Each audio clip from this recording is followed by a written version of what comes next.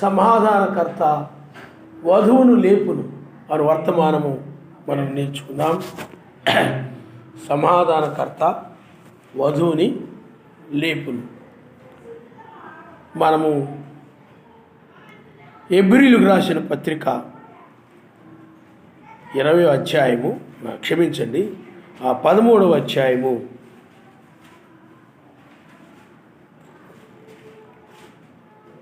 10వ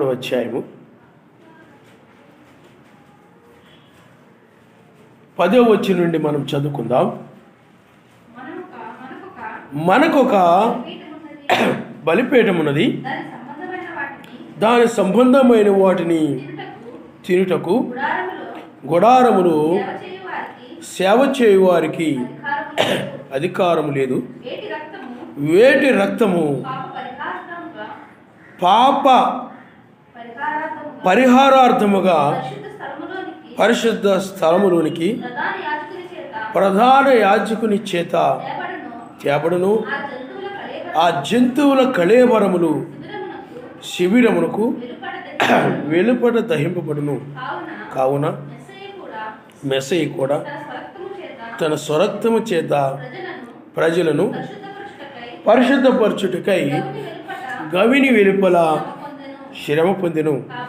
కాబట్టి మనము ఆయన నిందను భరించుచు శిబిరము వెలుపలికి ఆయన యొద్దకు వెళ్ళుదము.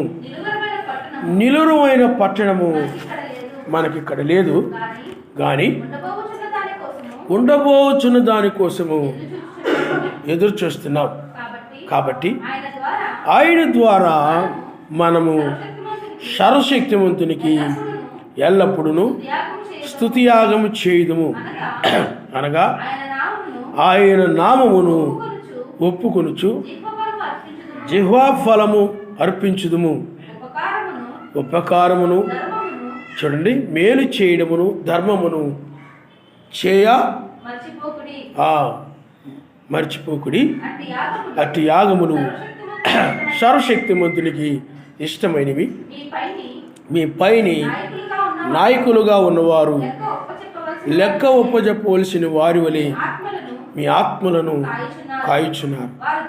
వారు దుఃఖముతో ఆ పని చేసిన యెడల మీకు నిష్ప్రయోజనము కనుక దుఃఖముతో గాక ఆనందముతో చేయనట్లు వారి మాట విని వారికి లోబడి ఉండుడి. మా నిమిత్తము ప్రార్థన చేయడి. మేమన్ని విషయములలోనూ యోగ్యముగా ప్రవర్తింపగూర్చు మంచి మనస్సాక్షి కలిగి ఉన్నామని నమ్ముకొనుచున్నాం.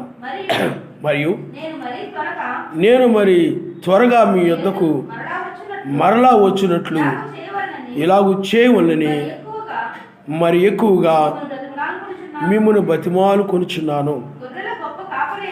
గొర్రెల గొప్ప కాపరి అయిన మెస్సయ్య అను మన ఎలోహిమును నిత్యమైన నిబంధన సంబంధముగు రక్తమును బట్టి మృతుల్లో నుండి లేపిన ఆ సమాధానకర్తయగు సర్వశక్తిమంతుడు యెహోవా మెస్సయ్య ద్వారా తన దృష్టికి అనుకూలమైన దానిని మనలో జరిగించుచు ప్రతి మంచి విషయములోనూ తన చిత్త ప్రకారముగా చేయుటకు మిమ్మును సిద్ధపరచునుగాక. యెహోవా మెస్సయ్యకు యుగ యుగములు మహిమ కలుగునుగాక. ఆయన హల్లెలూయా, హల్లెలూయా. పిల్లారా, ఇక్కడ ఈ వచనాన్ని ఎందుకు చదివించడం జరిగిందనంటే, మెస్సయ్య మృతుల్లో నుండి లేచాడు. అక్కడ సమాధానకర్తకు సర్వశక్తిమంతుడు మృతుల్లో నుండి లేపిననే మాట మనం అక్కడ చూస్తున్నాం. ఆయన నామనుస్తాడు. మెస్సయ్యని లేపినవాడు ఆయనే. అయితే ఇక్కడ మెస్సయ్య చూడండి, శిబిరం వెలుపలకి నడిపించబడ్డాడు. కావున మెస్సయ్య తన స్వరక్తము చేత ప్రజలను పరిశుద్ధపరచుటకై గవ్వెని వెలుపల శ్రమ పొందెను. మనము ఆయన నిందను భరించుచు శిబిరం వెలుపలికి ఆయన వద్దకు వెళ్ళుదము. నిలురుమైన పట్టణం మనకిక్కడ లేదు. కాబట్టి గవ్వెని వెలుపలికి ఆయన గొల్గొతా కొండ దగ్గరకు ఆయన నడిపించబడ్డాడు. ఆ పట్టణం లోపల సువార్త బోధించి అద్భుతాలు, సూచక్రియలు, మహత్కార్యాలు ఇవన్నీ చేసినప్పుడు ఆయన ముళ్ళ కిరీటం పెట్టబడింది, రక్తము కారుతూ ఉంది, భుజం మీద సిలువ పెట్టబడింది, కొడా దెబ్బలతో కొడుతూ ఉన్నారు, గుద్దుతూ ఉన్నారు. ఆ విధంగా ఆయన రక్తము కారుతూ ఉంది. మనల్ని పరిశుద్ధపరచుట కొరకై ఆయన తన రక్తమును అలా కార్చుకుంటూ ఆ విధంగా కారుతూ ఉంది. ఆ విధంగా ప్రయాణిస్తూ ఆయన ఎక్కడికి నడిపించబడ్డాడు అంటే గవ్వెని వెలుపలికి నడిపించబడ్డాడు. అందుకని అక్కడ చూడండి, నిందను భరించుచు అని ఉంది. వాళ్ళు రకరకాలుగా నిందిస్తూ ఉన్నారు. ధర్మశాస్త్రాన్ని నువ్వు పాడు చేస్తున్నావు, నువ్వు చెడ్డవాడివి, నువ్వు పాపివి అని రకరకాలుగా ఆయన నిందిస్తూ ఉన్నారు. ఆ నిందలన్నీ కూడా ఆయన భరిస్తూ, ఏమండి ఇక్కడ మీరు గమనించండి, శిలువ శ్రమలు అవి ఇవి ఏమండి భరిస్తూ అని రాయలేదు అక్కడ, కానీ నిందను భరిస్తూ అని ఉంది. ఎందుకనంటే ఆ శ్రమలు వీటన్నిటికంటే కూడా ఆ నిందలు అనేవి ఎక్కువ బాధ కలుగజేసాయి. అందువలన ఆ నిందలను ఆయన భరించననే మాట రాయబడింది. ఆయన శిబిరం వెలుపలికి నిందను భరిస్తూనే వచ్చాడే తప్ప ఆ నిందించిన వారి మీద తిరగబడలేదు, కలబడలేదు. వీళ్ళు ఏం చేస్తున్నా వీళ్ళకి తెలియదు, వీళ్ళని క్షమించమన్నాడు అంతే. మీకు అర్థమైందా?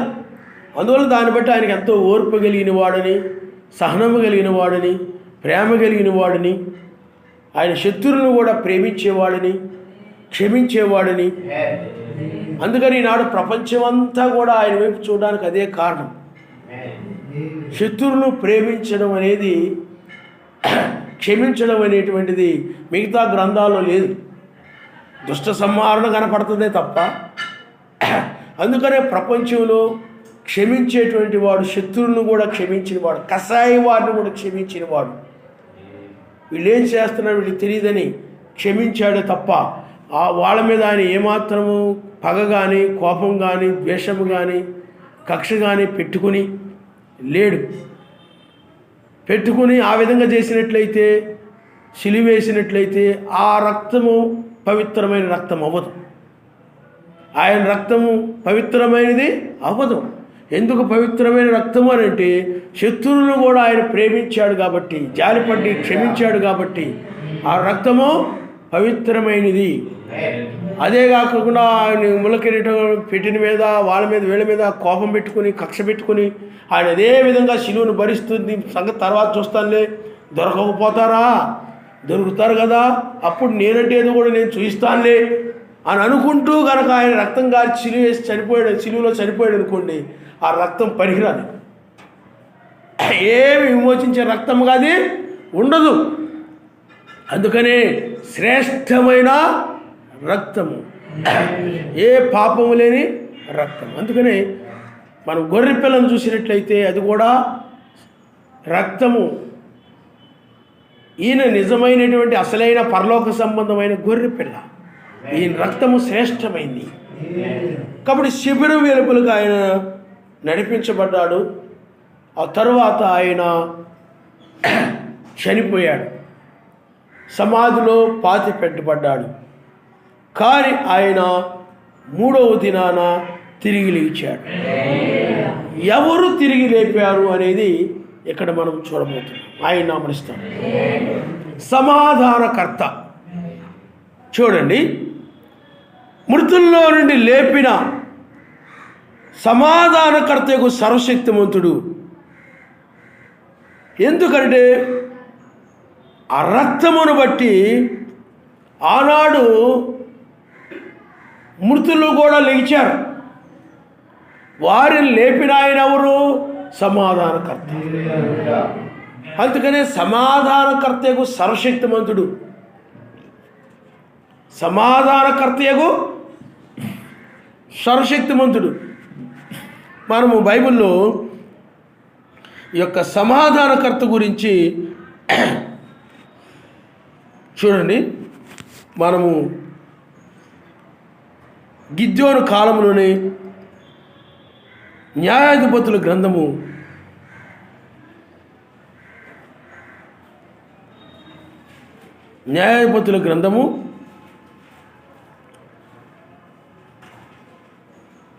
6వ అధ్యాయం 24వ వచనంలో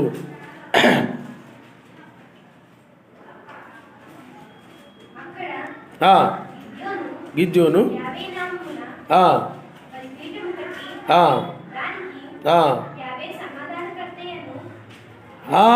ఒక బలిపీఠమును కట్టి యావే సమాధానకర్త అని ఆయన నామనిస్తాడు. హల్లెలూయా, హల్లెలూయా. పిల్లారా, మీరు యెషయా గ్రంథము 9వ అధ్యాయము 6వ వచనంలో కూడా ఏలయనగా మనకు శిశువు పుట్టెను, మనకు కుమారుడు అనుగ్రహించబడెను, ఆయన భుజం మీద రాజ్యభారముండును, ఆశ్చర్యకరుడు, ఆలోచనకర్త, ఏమండి, బలవంతుడైన సర్వశక్తిమంతుడు, నిత్యుడకు తండ్రి, సమాధానకర్తకు అధిపతిని అతనికి పేరు పెట్టబడును. ఆయన ఇక్కడ సమాధానకర్త అంటే ఎవరైనా ఉంది? మెస్సయ్య అని ఉంది. ఎందుకంటే మీకు శిశువు అనుగ్రహించబడెను, మీకు శిశువు పుట్టెను, కుమారుడు అనుగ్రహించబడెను.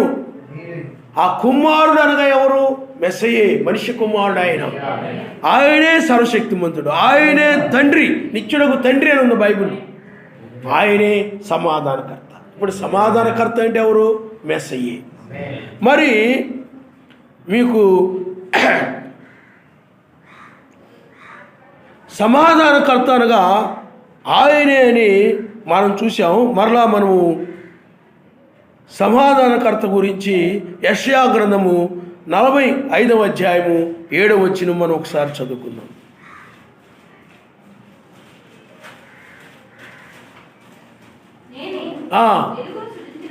వెలుగును సృజించిన వాడను,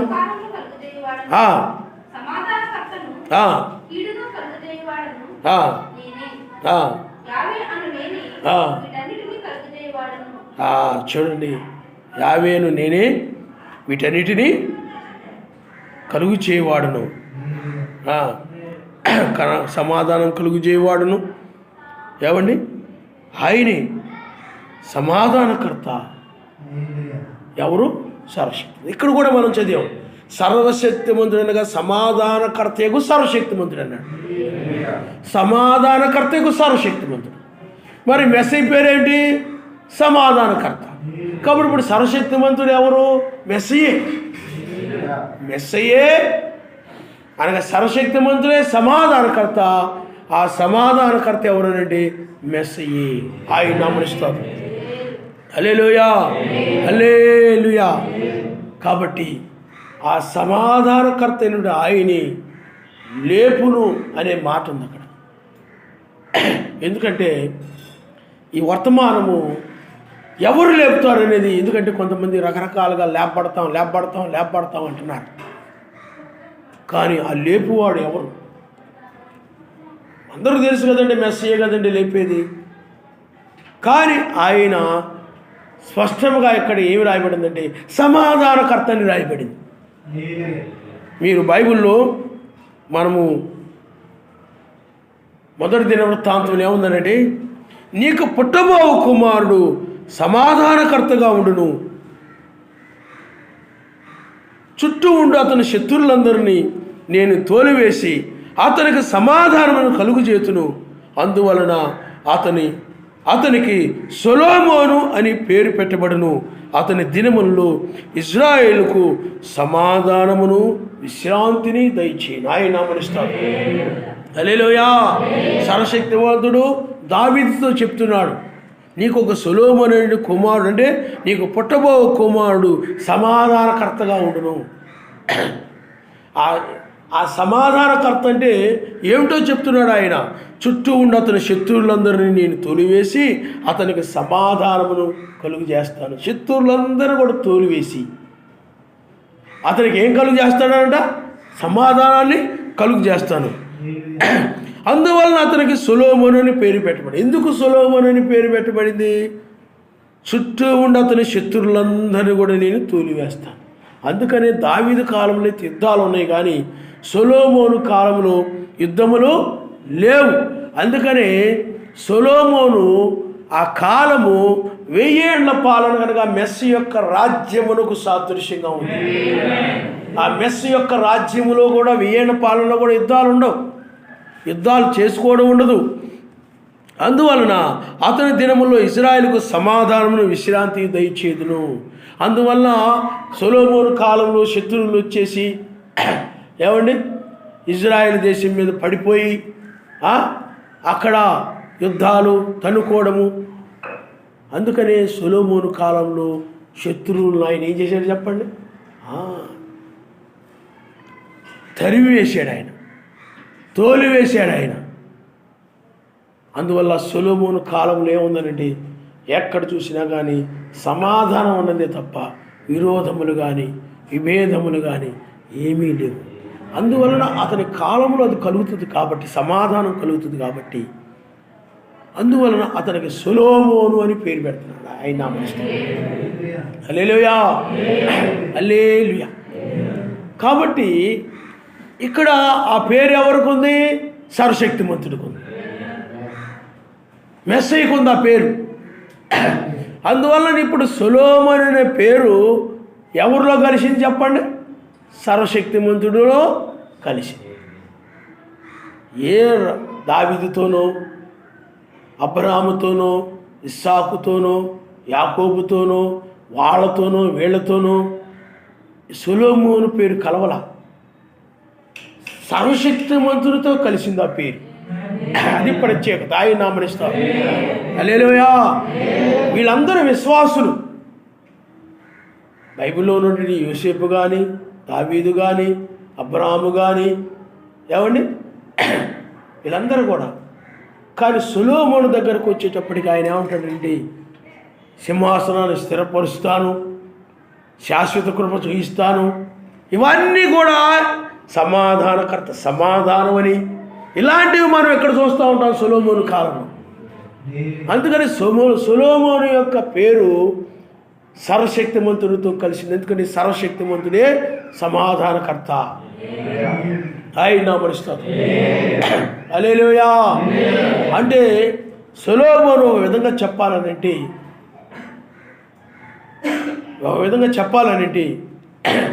సొలొమోను 1000 ఏళ్ల పాలనకు సాదృశ్యంగా ఉన్నాడు. 1000 ఏళ్ల పాలనకు ఒక మాదిరికరంగా ఉన్నాడు. ఆ రాజ్యాలు, ఆ గొడవలు, 2 రాజ్యాలు అయిపోయినా తీసేయండి. ముందు జీవితాన్ని మనం చూస్తే ఆ సబ్జెక్టు వేరు. ముందు జీవితాన్ని మనం చూస్తే అతడు ఎలా ఉన్నాడు చెప్పండి? అతని కాలంలో ఎలా ఉంది చెప్పండి? సమాధానం.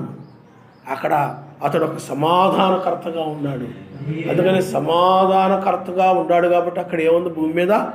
ఆ కాలంలో, అతని కాలంలో ఆ చుట్టూ ఉన్నటువంటి ఆ దేశాలు అవన్నీ కూడా సమాధానంతో ఉన్నాయి. సొలొమోనుతో సమాధానంగా, ఏ విరోధంగా కాకుండా సమాధానంగా ఉన్నారు. ఆయన సమాధానకర్త. కాబట్టి ఇక్కడ సమాధానకర్తగా ఆయన మృతులని లేపువాడుగా ఉన్నాడని వాక్యం చెప్తుంది. ఆయన హల్లెలూయా. బైబిల్లో సమాధానకర్త అనేటి దాని భావం కనుక మనం చూసినట్లయితే, బ్రహ్నాం గారు చెప్పినటువంటి వర్తమానాలను బట్టి మనం చూస్తే సమాధానకర్త షాలోమ్ అన్నాడు. ఆయన షాలోమ్ అనగా ఏమిటి అర్థం చెప్పండి? మీకు సమాధానం కలుగును గాక. ఆయన ఏలియా దగ్గరకు ఆయన ఏ విధంగా వచ్చాడో సమాధానంగా వచ్చాడు. ఎటర్నరీ షాలోమ్ అంటే నిత్య షాలోమ్, అంటే నిత్య సమాధానము, నిత్య షాలోమ్.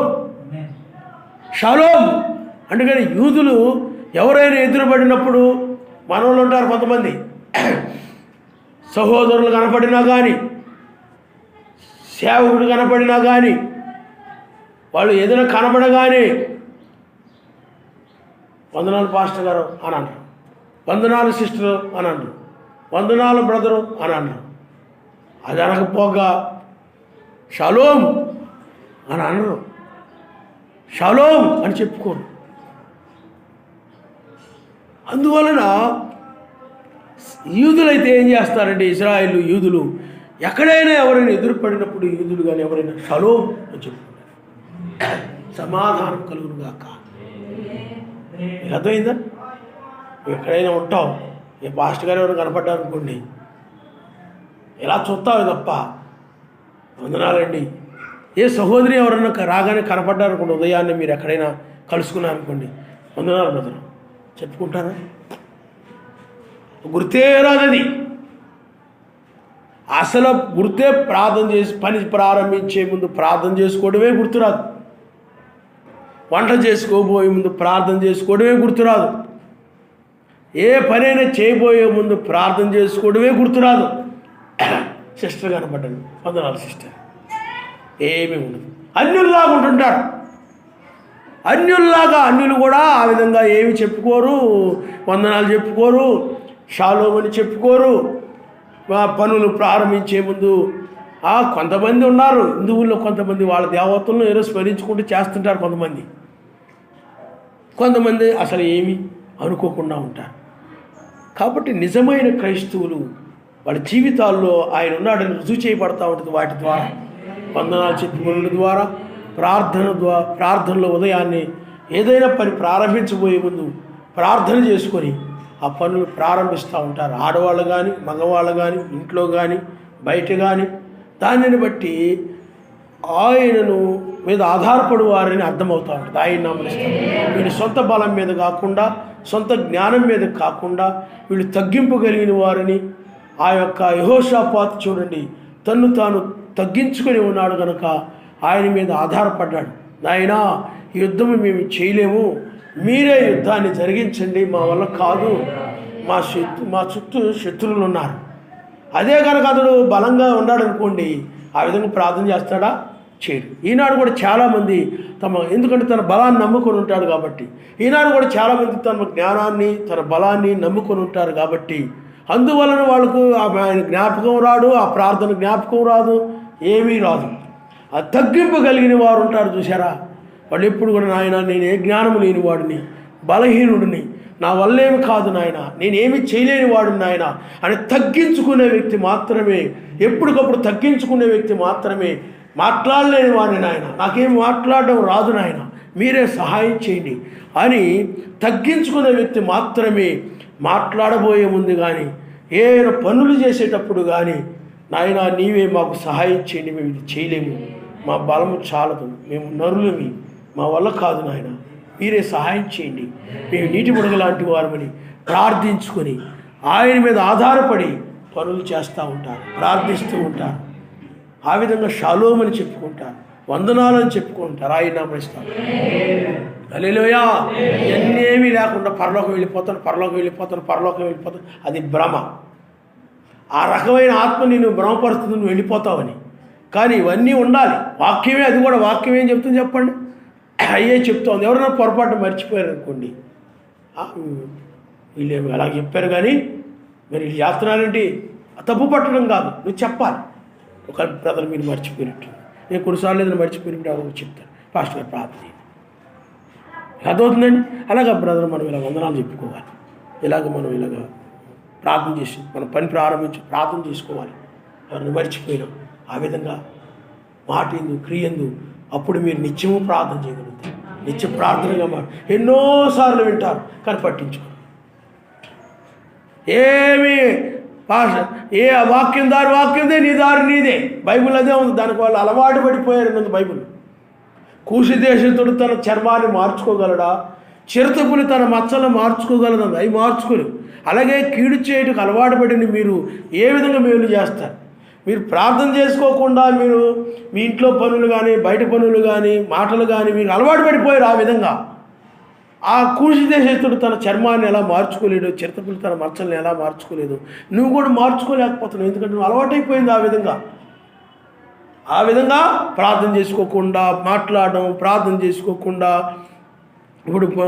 ఇప్పుడు మాట్లాడడానికి వచ్చామనుకోండి, వర్తమానం చెప్పడానికి వస్తే ప్రార్థన చేసుకుని రావాలి. ఎందుకు ముందుగా వచ్చి అప్పుడు ఆయన నేను బోధిస్తాడు కొన్నిసార్లు. అప్పుడు నేను మళ్ళీ బైబిల్ తిరిగేసుకుంటూ ఉంటాను. కొన్నిసార్లు శనివారం వాక్యం చెప్పామనుకోండి, ఆ ప్రార్థించుకుంటున్నప్పుడు కొన్నిసార్లు మళ్ళీ ఆయన ఏదో బోధిస్తాడు. అప్పుడు బైబిల్లో ఏదో మళ్ళీ తిరిగేసుకున్నాను, లేదా సెల్ ఫోన్లో బైబిల్ ఉంటుంది, దాన్ని బట్టి ఏదో తిరిగేసుకుని ఆ విధంగా ఆత్మ బోధిస్తూ ఉంటుంది, ఆత్మ బయలుపరుస్తూ ఉంటాడు, పరిశుద్ధ ఆత్మ. ఆ విధంగా జరుగుతూ ఉంటుంది.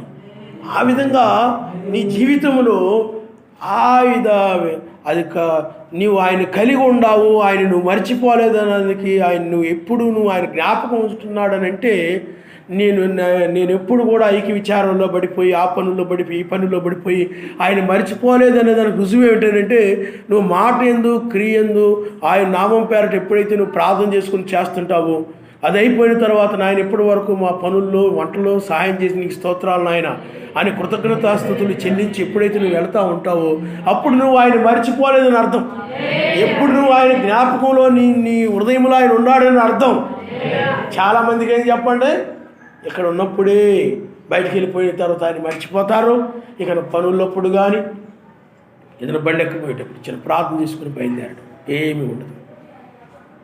బయలుదేరేటప్పుడు ప్రార్థన చేసుకొని ప్రార్థన చేసుకొని వచ్చి బండికి రావడం, ప్రతిదీ కూడా ప్రార్థనాపూర్వకంగా విజ్ఞాపనల ద్వారా స్తుతిస్తూ ఘనపరుస్తూ ఆ విధంగా అది నువ్వు ఆ విధంగా చేయడం ద్వారా నువ్వు ఆయన ఎలా భయం కలిగిన వ్యక్తివని, మాటల ద్వారా దోషాలు తొలుగుతాయేమని భయమని, పనుల ద్వారా దోషాలు జరుగుతాయేమని భయమని, నువ్వు ఆయనకు భయపడేవాడని అర్థం అనమాట.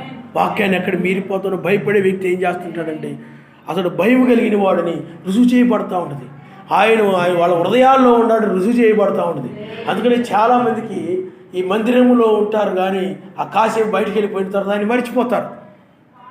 ఆయన మర్చిపోయారనే దానికి రుజువు ఏంటి చెప్పండి? వాళ్ళ పనుల్లో, అనగా క్రియల్లో, మాటల్లో ఆయన మహిమపరచడం, ఆమెనని చెప్పడం, హల్లెలూయా చెప్పడం ఏమీ ఉండవు. మర్చిపోయారు, ఆయన ఎప్పుడో మర్చిపోయారు.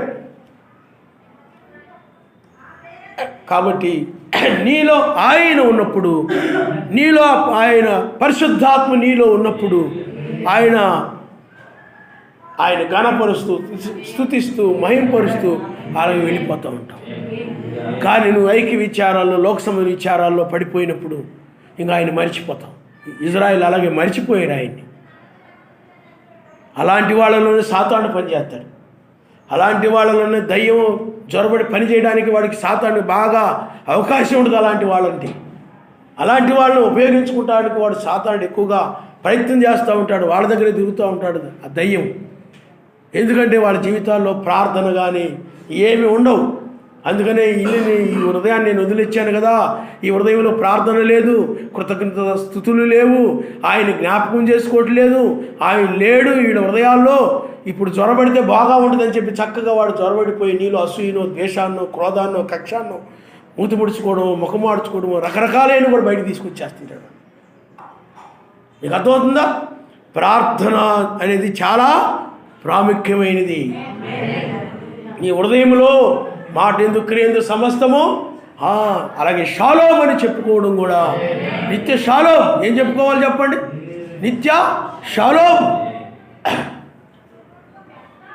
ఎందుకనంటే సమాధానము కలిగిన సహోదరుడా, నీకు సమాధానము కలుగును గాక అంటే దాని అర్థం ఏంటంటే నీకు సర్వశక్తిమంతుని విరోధము లేకుండా నీవు ఆయన సమాధానం కలిగి ఉందురుగాక అని అర్థం. ఆయన హల్లెలూయా అంటే నువ్వు ఎక్కడ ఏ పాపము చేయకుండా ఉందువుగాక, నిత్యము అలాగే జీవించుదువుగాక. షాలోమ్ సహోదరుడా, షాలోమ్ అని అర్థం. అంత ప్రాముఖ్యమైన మాట, అంత విలువైన మాట ఈనాడు నిర్లక్ష్యం చేస్తూ ఉంటారు. దాన్ని ఆ మాటని లెక్కలోకి తీసుకోరు. అనవసరమైన మాత్రం బాగా లెక్కలోకి తీసుకుంటారు. మనుషులు ఏం చేస్తారు చెప్పండి? వాక్యమును కానీ మనుషులు అంత సీరియస్గా పట్టుకోరు.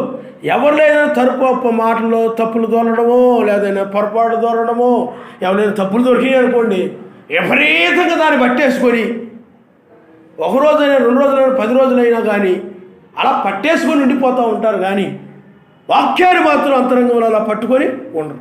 వాక్యమే జ్ఞాపకం రావాలి, కానీ నీకు ఎప్పుడు కూడా ఇతరులు తప్పులే జ్ఞాపకం వస్తుంటాయి ఎప్పుడు చూసినా. వాక్యమే, ఆయనే జ్ఞాపకం రావాలి నీకు ఎప్పుడు కూడా. ఎందుకనంటే ఎప్పుడైతే జ్ఞాపకం వస్తుంటే నువ్వు ఆయన మర్చిపోతావు, అనగా ఆయన్ని మర్చిపోతావు నువ్వు. అందువలన నువ్వు ఆయన మరువకూడదు. ఆయన నీ జీవితంలో మరువదగిన వాడు కాదు. ఆయన నిత్య షాలోం. ఆ షాలోం అనేది ఎవరు అని అంటే ఆయనే. అందుకని ఈ తెల్లవారుజామున షాలోమును వర్తమానంలో కూడా ఇది చెప్పిన విధంగా వేకు నక్షత్రం ఉదయించి మీకు సమాధానము కలుగునుగాక ఆయన హల్లెలూయా. అందువల్ల ఈ తెల్లవారుజామున ఆ మనిషి కుమారుడు ఆయనే న్యాయాధిపతిగా, ఆయన తీర్పు తీర్చు న్యాయాధిపతిగా ఆయన వచ్చి ఇప్పుడు ఆయన సమాధానకర్తగా ఉన్నాడు. ఆయన మనిషిస్తోత్రం. హల్లెలూయా, హల్లెలూయా. ఆ సమాధానకర్త అంటే నీకు ఆయనకి మధ్య పూర్తిగా యొక్క సమాధానము, నీ ఇంట్లో సమాధానము, సమాజంలో సమాధానము. శత్రువులు నీ ఎదురుండి ఆయన తరిమి వేస్తాడు. ఇక్కడ ఏం రాయబడ్డాడు చెప్పండి? చుట్టూ ఉండి అతని శత్రువులందరినీ నేను తోలివేసి అతనికి సమాధానమును కలుగు చేసేదని. నీ శత్రువు ఎవరు? నీ చుట్టూ శత్రువులు ఉన్నారు అంటే మనుషులు ఉన్నారు. కానీ మనుషులు ఎందుకు నీకు శత్రువులు అని అంటే వాళ్ళలో ఉన్న గుణాలు ఏమిటి? అసూయ, ద్వేషము, లోకాశలు ఇవన్నీ ఉన్నాయి కాబట్టి వాళ్ళలో విగ్రహారాధన, పాపము ఇవన్నీ ఉన్నాయి. వాక్యమును బట్టి వాళ్ళు ఏమై ఉన్నారు చెప్పండి? విరోధులుగా ఉన్నారు. ఆ గుణ లక్షణాలు వాళ్ళలో గుణ లక్షణాలు లేకుండా వాడు కూడా నామమున బాప్తిజం పొందితే వాడు కూడా శత్రువులు కారు. అయితే ఇప్పుడు నువ్వెప్పుడైతే నామములో నువ్వు బాప్తిజం పొందావు, ఇప్పుడు వేకు నక్షత్ర వర్తమానం దగ్గరికి వచ్చావు, లోకంలో మనుషుల గురించి కాదు కానీ నీలోనే ఉన్నారు నీ శత్రువులు. మీకు అర్థమైందా? ఈ మనుషులు కాదు. అప్పుడు ఆ మనుషుల గురించి, రాజుల గురించి మాట్లాడాడు ఆయన. అప్పుడులాగా ఇప్పుడు మీరు కూడా యుద్ధాలు చేస్తారు, జయిస్తారు, వాళ్ళందరూ అలా చెప్పలేదు ఆయన. మీకు అర్థమైందా? ఆ రోజు నేను చెప్పాడు యుద్ధాలు పంటికి పన్ను ఆ కాలం అని. ఇప్పుడైనట్లయితే ఆ దేశం మీదకి ఈ దేశం మీదకి యుద్ధాలు వెళ్ళండి, ఇంటి పక్క వాళ్ళకి, ఇంటి ముందోళ్ళ మీదకి, వాళ్ళ మీదకి, వీళ్ళకి మీదకి యుద్ధానికి వెళ్ళండి, మీరు ఫైటింగులు చేయండి చెప్పలేదు ఆయన. ఇప్పుడు ఏం చెప్పాడనంటే వాళ్ళు కీడు చేసినా నువ్వు మేలు చేయి, వాళ్ళు క్షమించు, వాళ్ళకి తెలియదు, వాళ్ళు క్షమించు, మీ శత్రువులను మీరు ప్రేమించండి. మీరు మేలు చేసి మీకు మేలు చేసిన వారినే మీరు ప్రేమించిన ఎడల. చాలామంది ఏం చేస్తారంటే నీకు మేలు చేసేవాళ్ళనే ప్రేమిస్తుంటాం, వాళ్ళతో మంచిగా మాట్లాడతాం, వాళ్ళతో మంచిగా ఉంటాం. ఎవరు నీకు కీడు చేశారనుకోండి తిరిగిపోతుంటాం, తిప్పుకొని వెళ్ళిపోతుంటాం. అప్పుడు ఏం జరుగుతుంది? మీ శత్రువులను ప్రేమించట్లేదు. అందుకని శత్రువులను మీకు కీడు చేసేవారిని మీరు ప్రేమించండి అన్నాడు ఆయన. మీ కీడు చేసేవారిని ప్రేమించండి అని చెప్పాడు ఆయన. కీడు చేసేవారిని ప్రేమ కలిగి ఉండమని చెప్పాడు ఆయన. యుద్ధాలు చేయమని చెప్పలేదు. అందువల్ల లోకంలో ఉన్న వారిని మనం ప్రేమ కలిగి ఉంటాం, శత్రువులైనా మనం ప్రేమిస్తాం. కానీ అసలైన శత్రువులు ఉన్నారే, సాతానుడు, ఆ దయ్యము, అదే ఈ యొక్క చెడ్డ లక్షణాలు ఉన్నాయి. నీకు సర్వశక్తి మంత్రి విభేదాలు పెట్టి ఉన్నాయి, ఒక అసూయ ఉంది. నీకు సర్వశక్తి మధ్య విభేదం పెట్టేది అదే లోకాశలు ఉన్నాయి. సర్వశక్తి మంత్రి నీకు మధ్య విభేదాలు పెట్టేటువంటిది, కలహం పెట్టేటువంటిది, నీ సర్వశక్తి మంత్రి నిన్ను దూరం చేసేది నీ లోకాశ. ఆ యొక్క శత్రువులని లోకాశల, లోకమే శత్రువు, ఈ ఆశలే ఆపేక్షలే ఇవి శత్రువులు. ఈ శత్రువులన్నిటిని కూడా ఆయన ఏం చేస్తారంటే ఈ యొక్క తెల్లవారుజామున ఆయన మరణకరమైనవి కాబట్టి, అవే మరణము కాబట్టి, శరీరానుసారమైన మనసే మరణము, వీటన్నిటిని కూడా ఈ సమాధానకర్తని వేకు నక్షత్రముగా ఆయన వచ్చి వీటన్నిటిని తరివేస్తాడు. సొలొమోను కాలంలో చుట్టూ ఉన్నటువంటి దేశాల్లో ఉన్నటువంటి వారిని ఆయన ఏం చేశాడు చెప్పండి? తరివేశాడు. ఇప్పుడు నీలో ఉన్నటువంటి చెడుతనాన్ని, దుష్టత్వాన్ని, దుష్ట స్వభావాన్ని, ఆ యొక్క శత్రువు అయినటువంటి అపవాది సంబంధించినటువంటి ఆ దయ్యాన్ని నీ దగ్గరకు రానివ్వకుండా ఆయన తరిమి వేస్తాడు. అందుకనే నిర్గమాకాండం 14వ అధ్యాయంలో వేకువజామున వచ్చినప్పుడు ఏం జరిగిందంటే అక్కడ సమాధానకర్తగా వచ్చాడు. ఆయన నామనిస్తాడు. హల్లెలూయా, హల్లెలూయా. ఆ సమాధానకర్తగా ఆయన ఎప్పుడైతే వచ్చాడో అక్కడ ఏం జరిగిందనంటే శత్రువు ఏమైపోయాడు చెప్పండి. ఇక పారిపోదాం రండి, సర్వశక్తిమంతుడే యుద్ధం చేయుచున్నాడు, ఇక మనం పారిపోదాం రండి అని. అందుకని సర్వశక్తిమంతుడు ఆ శత్రువులు ఏం చేశాడు చెప్పండి, తరివేశాడు. ఆయన నామనిస్తాడు. హల్లెలూయా, హల్లెలూయా. అందుకనే చుట్టూ ఉన్న అతని శత్రువులందరినీ నేను తోలివేసి అంటున్నాడు. ఆయన శత్రువులందరినీ పోతే ఇంకేముంటుంది అక్కడ, సమాధానమే ఉంటుంది. కాబట్టి ఆ సమాధానకర్త వచ్చాడు ఆయన ఇప్పుడు. ఎందుకంటే సమాధానకర్త అనగా ఆయనే ఆ తెల్లవారుజామున ఆ సర్వశక్తిమంతుడే వేకు నక్షత్రముగా వచ్చాడు. ఆయన ఆ సమాధిలో ఉన్న మెస్సయ్యని ఆ సమాధానకర్త లేపాడు. ఆ మృతుల్లో మెస్సయ్య సిలువ వేయబడినప్పుడు ఆ రక్తము కారినప్పుడు ఆ ప్రాణము పోయే సమయంలో, ప్రాణం విడిచిపెట్టే సమయంలో కేక వేశాడు ఆయన. ఆ సమయంలో మృతులు లేచారు. ఆ లేపిన దేవుడు చెప్పండి, సమాధానకర్త. అంటే అక్కడ ఏమి జరిగిందంటే ఆ సమాధానకర్త వచ్చినప్పుడు వాళ్ళు ఏమైపోయారంటే ఆ శత్రువులలో నుండి, ఆ శత్రు లోకము నుండి, ఆ మృతులలో నుండి, ఆ మరణము నుండి వారు సమాధానంలోకి వెళ్ళిపోయారు. ఆయన హల్లెలూయా. సమాధానకర్త వచ్చినప్పుడు ఎక్కడికి వెళ్ళిపోతున్నారు చెప్పండి, సమాధానంలోకి వెళ్ళిపోయారు. ఆ తెల్లవారుజామున అక్కడ సమాధానకర్త వచ్చినప్పుడు ఏం జరిగింది చెప్పండి, సమాధానం వచ్చింది వాళ్ళందరికీ కూడా. శత్రువు తరిమి వేయబడ్డాడు. మీకు అర్థమవుతుందండి. గిద్యోను కాలంలో కూడా అదే జరిగింది. అందుకనే గిద్యోను ఆ బలిపీఠమును కట్టి సమాధానకర్త అని పేరు పెట్టాడు. ఆయన నామనిస్తాడు. హల్లెలూయా, హల్లెలూయా. సమాధానకర్త వచ్చినప్పుడు ఏం జరుగుతుంది, శత్రువు పారిపోతాడు. శత్రువు ఏమైపోతాడు, పారిపోతాడు. కాబట్టి మెస్సయ్య వచ్చి ఆ తెల్లవారుజామున మెస్సయ్య ఏమయ్యాడు చెప్పండి, తిరిగి లేచాడు. ఆయన తిరిగి లేచాడు. అంటే ఒక విధంగా చెప్పాలంటే ఆయన నిత్య సమాధానమును పొందుకుని నిత్య సమాధానకర్తగా ఉన్నాడు. ఆయన గ్లోరీ, హల్లెలూయా. శత్రువులు, మరణము అన్నీ కూడా ఏమైపోయినాయి చెప్పండి, తరివేయబడ్డాయి. ఆయనకి దూరం అయిపోయాయి. ఎడమ కలిగింది, ఎడబాటు కలిగింది, గొప్ప సమాధానం వచ్చింది. ఆయన హల్లెలూయా, హల్లెలూయా. ఓ ఇక యుద్ధములు ఏమండి, తన్నుకోటాలు, గుత్తుకోటాలు, బూతులు మాట్లాడుకోవడాలు, కొండాలు, చంపుకోవడాలు అలాంటి ఏమీ లేని దానిలోకి వెళ్ళిపోయాడు. ఆయన మనిషిలో సమాధానకర్త వచ్చినప్పుడు అలాంటి ఉన్నతమైన దానిలోనికి వెళ్ళిపోయాడు. ఆయనే మెస్సయ్య. నీతిమంతులు కూడా ఆ సమాధానకర్త వచ్చినప్పుడు విభేదములు, అసూయలు, కలహములు, క్రోధములు, కక్షలు అలాంటి ఏమీ లేనటువంటి దానిలోకి మృతులు వెళ్ళిపోయారు, కొనుక్కోబడ్డారు. సొలొమోను వచ్చినప్పుడు యుద్ధములు లేనటువంటి, వైరములు లేనటువంటి, విభేదములు లేనటువంటి అట్టి రాజ్యములను కొనిపోబడ్డారు. ఆయన నామమునిస్తారు. హల్లెలూయా. అల్లే ఇప్పుడు సమాధానకర్త ఎందుకు వచ్చాడు అని అంటే, నిన్ను యుద్ధములు లేనటువంటి, కలహములు లేనటువంటి, వైరములు లేనటువంటి, కోపములు, కక్షలు, ద్వేషములు, అసూయలు, ఏ చెడుతనము లేనటువంటి నీతి, సమాధానము, పరిశుద్ధాత్మయందు ఆనందము కలిగిన దేశములోనికి తోడుకొని వెళ్ళడానికి ఆయన వచ్చాడు.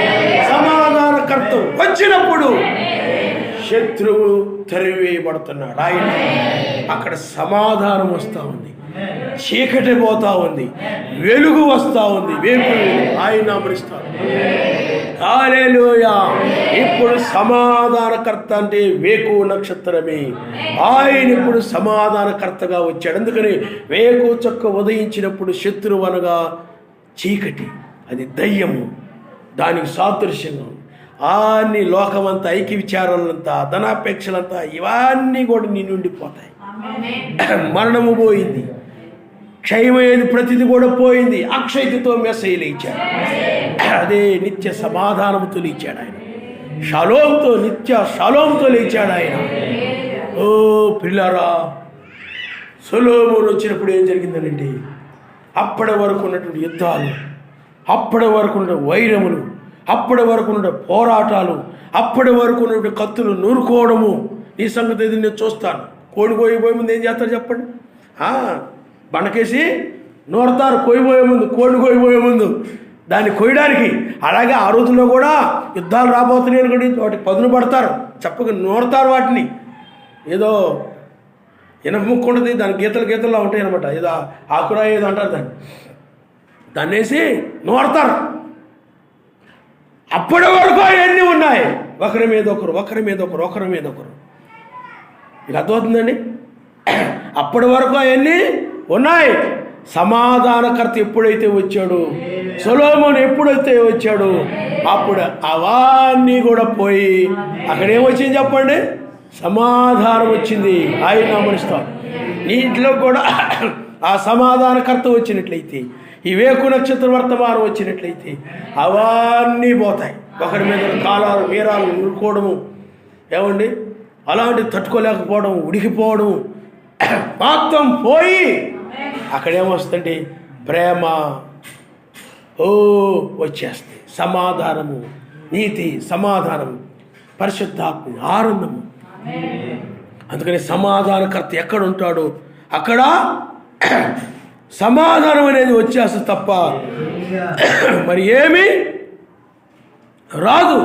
ఎందుకంటే సమాధానకర్త అక్కడ ఉన్నాడు. ఆయన నామనిస్తాం. హల్లెలూయా, హల్లెలూయా. ఓ సొలొమోను కాలములో సమాధానకర్త సమాధానాన్ని తీసుకొచ్చాడు, విశ్రాంతిని తీసుకొచ్చాడు. అందుకనే అక్కడ ఏమంటున్నాడంటే విశ్రాంతి, ఏమండి సమాధానము అక్కడ మనం చూస్తున్నాం. ఆయన నామనిస్తాం. హల్లెలూయా, హల్లెలూయా. కాబట్టి పిల్లారా, ఆలోచన చేయండి. మనము రోమీలకు రాసిన పత్రిక, ఇంకా దీనికి బలంగా ఒక మాట ఉందన్నమాట. రోమీలకు రాసిన పత్రిక, రోమీలకు రాసిన పత్రిక 15వ అధ్యాయము 15వ అధ్యాయం ఒకసారి చూడండి అమ్మా.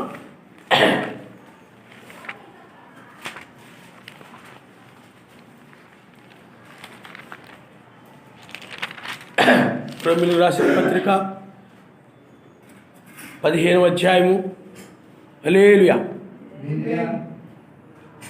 చూడండి 17వ వచనం నుండి మనం చదువుకుందాం. సహోదరులారా, మీరు నేర్చుకునేటువంటి క్షమించండి 16వ అధ్యాయము, 15 అని చెప్పాను, 16వ అధ్యాయము 17వ వచనం నుండి రోమీలకు రాసిన. సహోదరులారా, మీరు నేర్చుకునిన బోధకు వ్యతిరేకముగా వేదములను, ఆటంకములను కలుగు చేయువారిని కనిపెట్టియుండుడని మిమ్మల్ని బతిమాలుకొనుచున్నాను. వారిలో నుండి మీరు తొలగిపోవుడి. అట్టివారు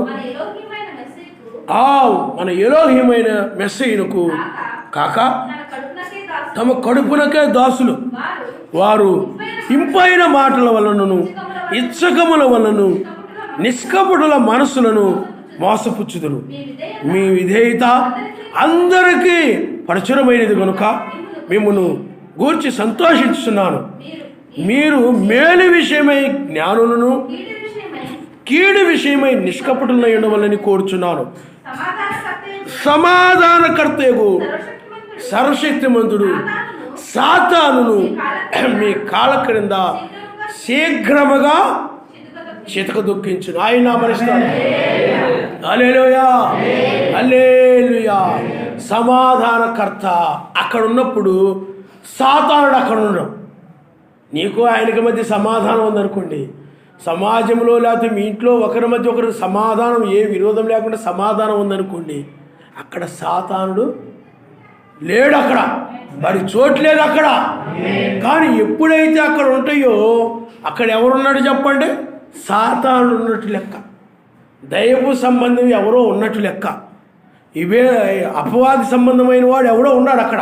అందుకని అక్కడ ఏం జరుగుతూ ఉంటుంది? విరోధం వస్తూ ఉంటుంది. అందుకని ఇక్కడ కూడా ఆ రోమా సమాజము అపోస్తులైన పౌలు ద్వారా వారు ఒక బోధను నేర్చుకున్నారు, వర్తమానం నేర్చుకున్నారు. ఈనాడు మనం ఎలా నేర్చుకుంటున్నాము, నీవు ఎలా నేర్చుకుంటున్నావు వేకు నక్షత్ర వర్తమానాన్ని గురించి, ఈ సమాధానకర్త వర్తమానాన్ని గురించి. ఆ రోజుల్లో కూడా వాళ్ళు అపోస్తులైన పౌలు దగ్గర వాళ్ళు ఆ యొక్క వర్తమానమును వాళ్ళు నేర్చుకున్నారు, ఆ బోధను నేర్చుకున్నారు. మీరు నేర్చుకునే బోధకు వ్యతిరేకంగా భేదములను ఆటంకమును కలుగు చేయవారిని కనిపెట్టి ఉండుడని మిమ్మల్ని బతిమలానుకొనుచున్నాను. వారిలోని మీరు తొలగిపోండి. అట్టివారు మన యాశ్వా మెస్సయ్య కాక తమ కడుపుకే దాసులు. వారు ఇంపైన మాటల వలన, ఇచ్చకపు మాటల వలన నిష్కపటుల మనస్సులను మోసపుచ్చుదురు. చూడండి, ఆ సంఘంలోనికి, రోమా సమాజంలోనికి కొంతమంది ఆ భేదములను, ఆటంకములు, ఆ బోధకు వ్యతిరేకంగా చేసేటువంటి కొంతమంది వచ్చారు. మీకు అర్థమైందా? ఈ రోజుల్లో ఎలాగైతే ఉన్నారో ఈ రోజుల్లో కూడా వధువు సంఘాల్లో, బ్రహ్మంగారు సంఘాల్లో కొంతమంది ఉన్నారు. వాళ్ళు ఏమంటారండి, వేకువ నక్షత్రం బ్రహ్మంగారు పరిచయం బ్రహ్మంగారితో అయిపోయిందండి, ఇప్పుడు నీతి సూర్యుని కాలంలో ఉన్నామండి. ఏమండి, మనం వేకువ చుక్క కాలంలో లేవండి, నక్షత్రం కాలంలో లేవండి. ఒకడు అలాగే మాట్లాడాడు. నక్షత్ర కాలంలో లేకపోవడం ఏంటి?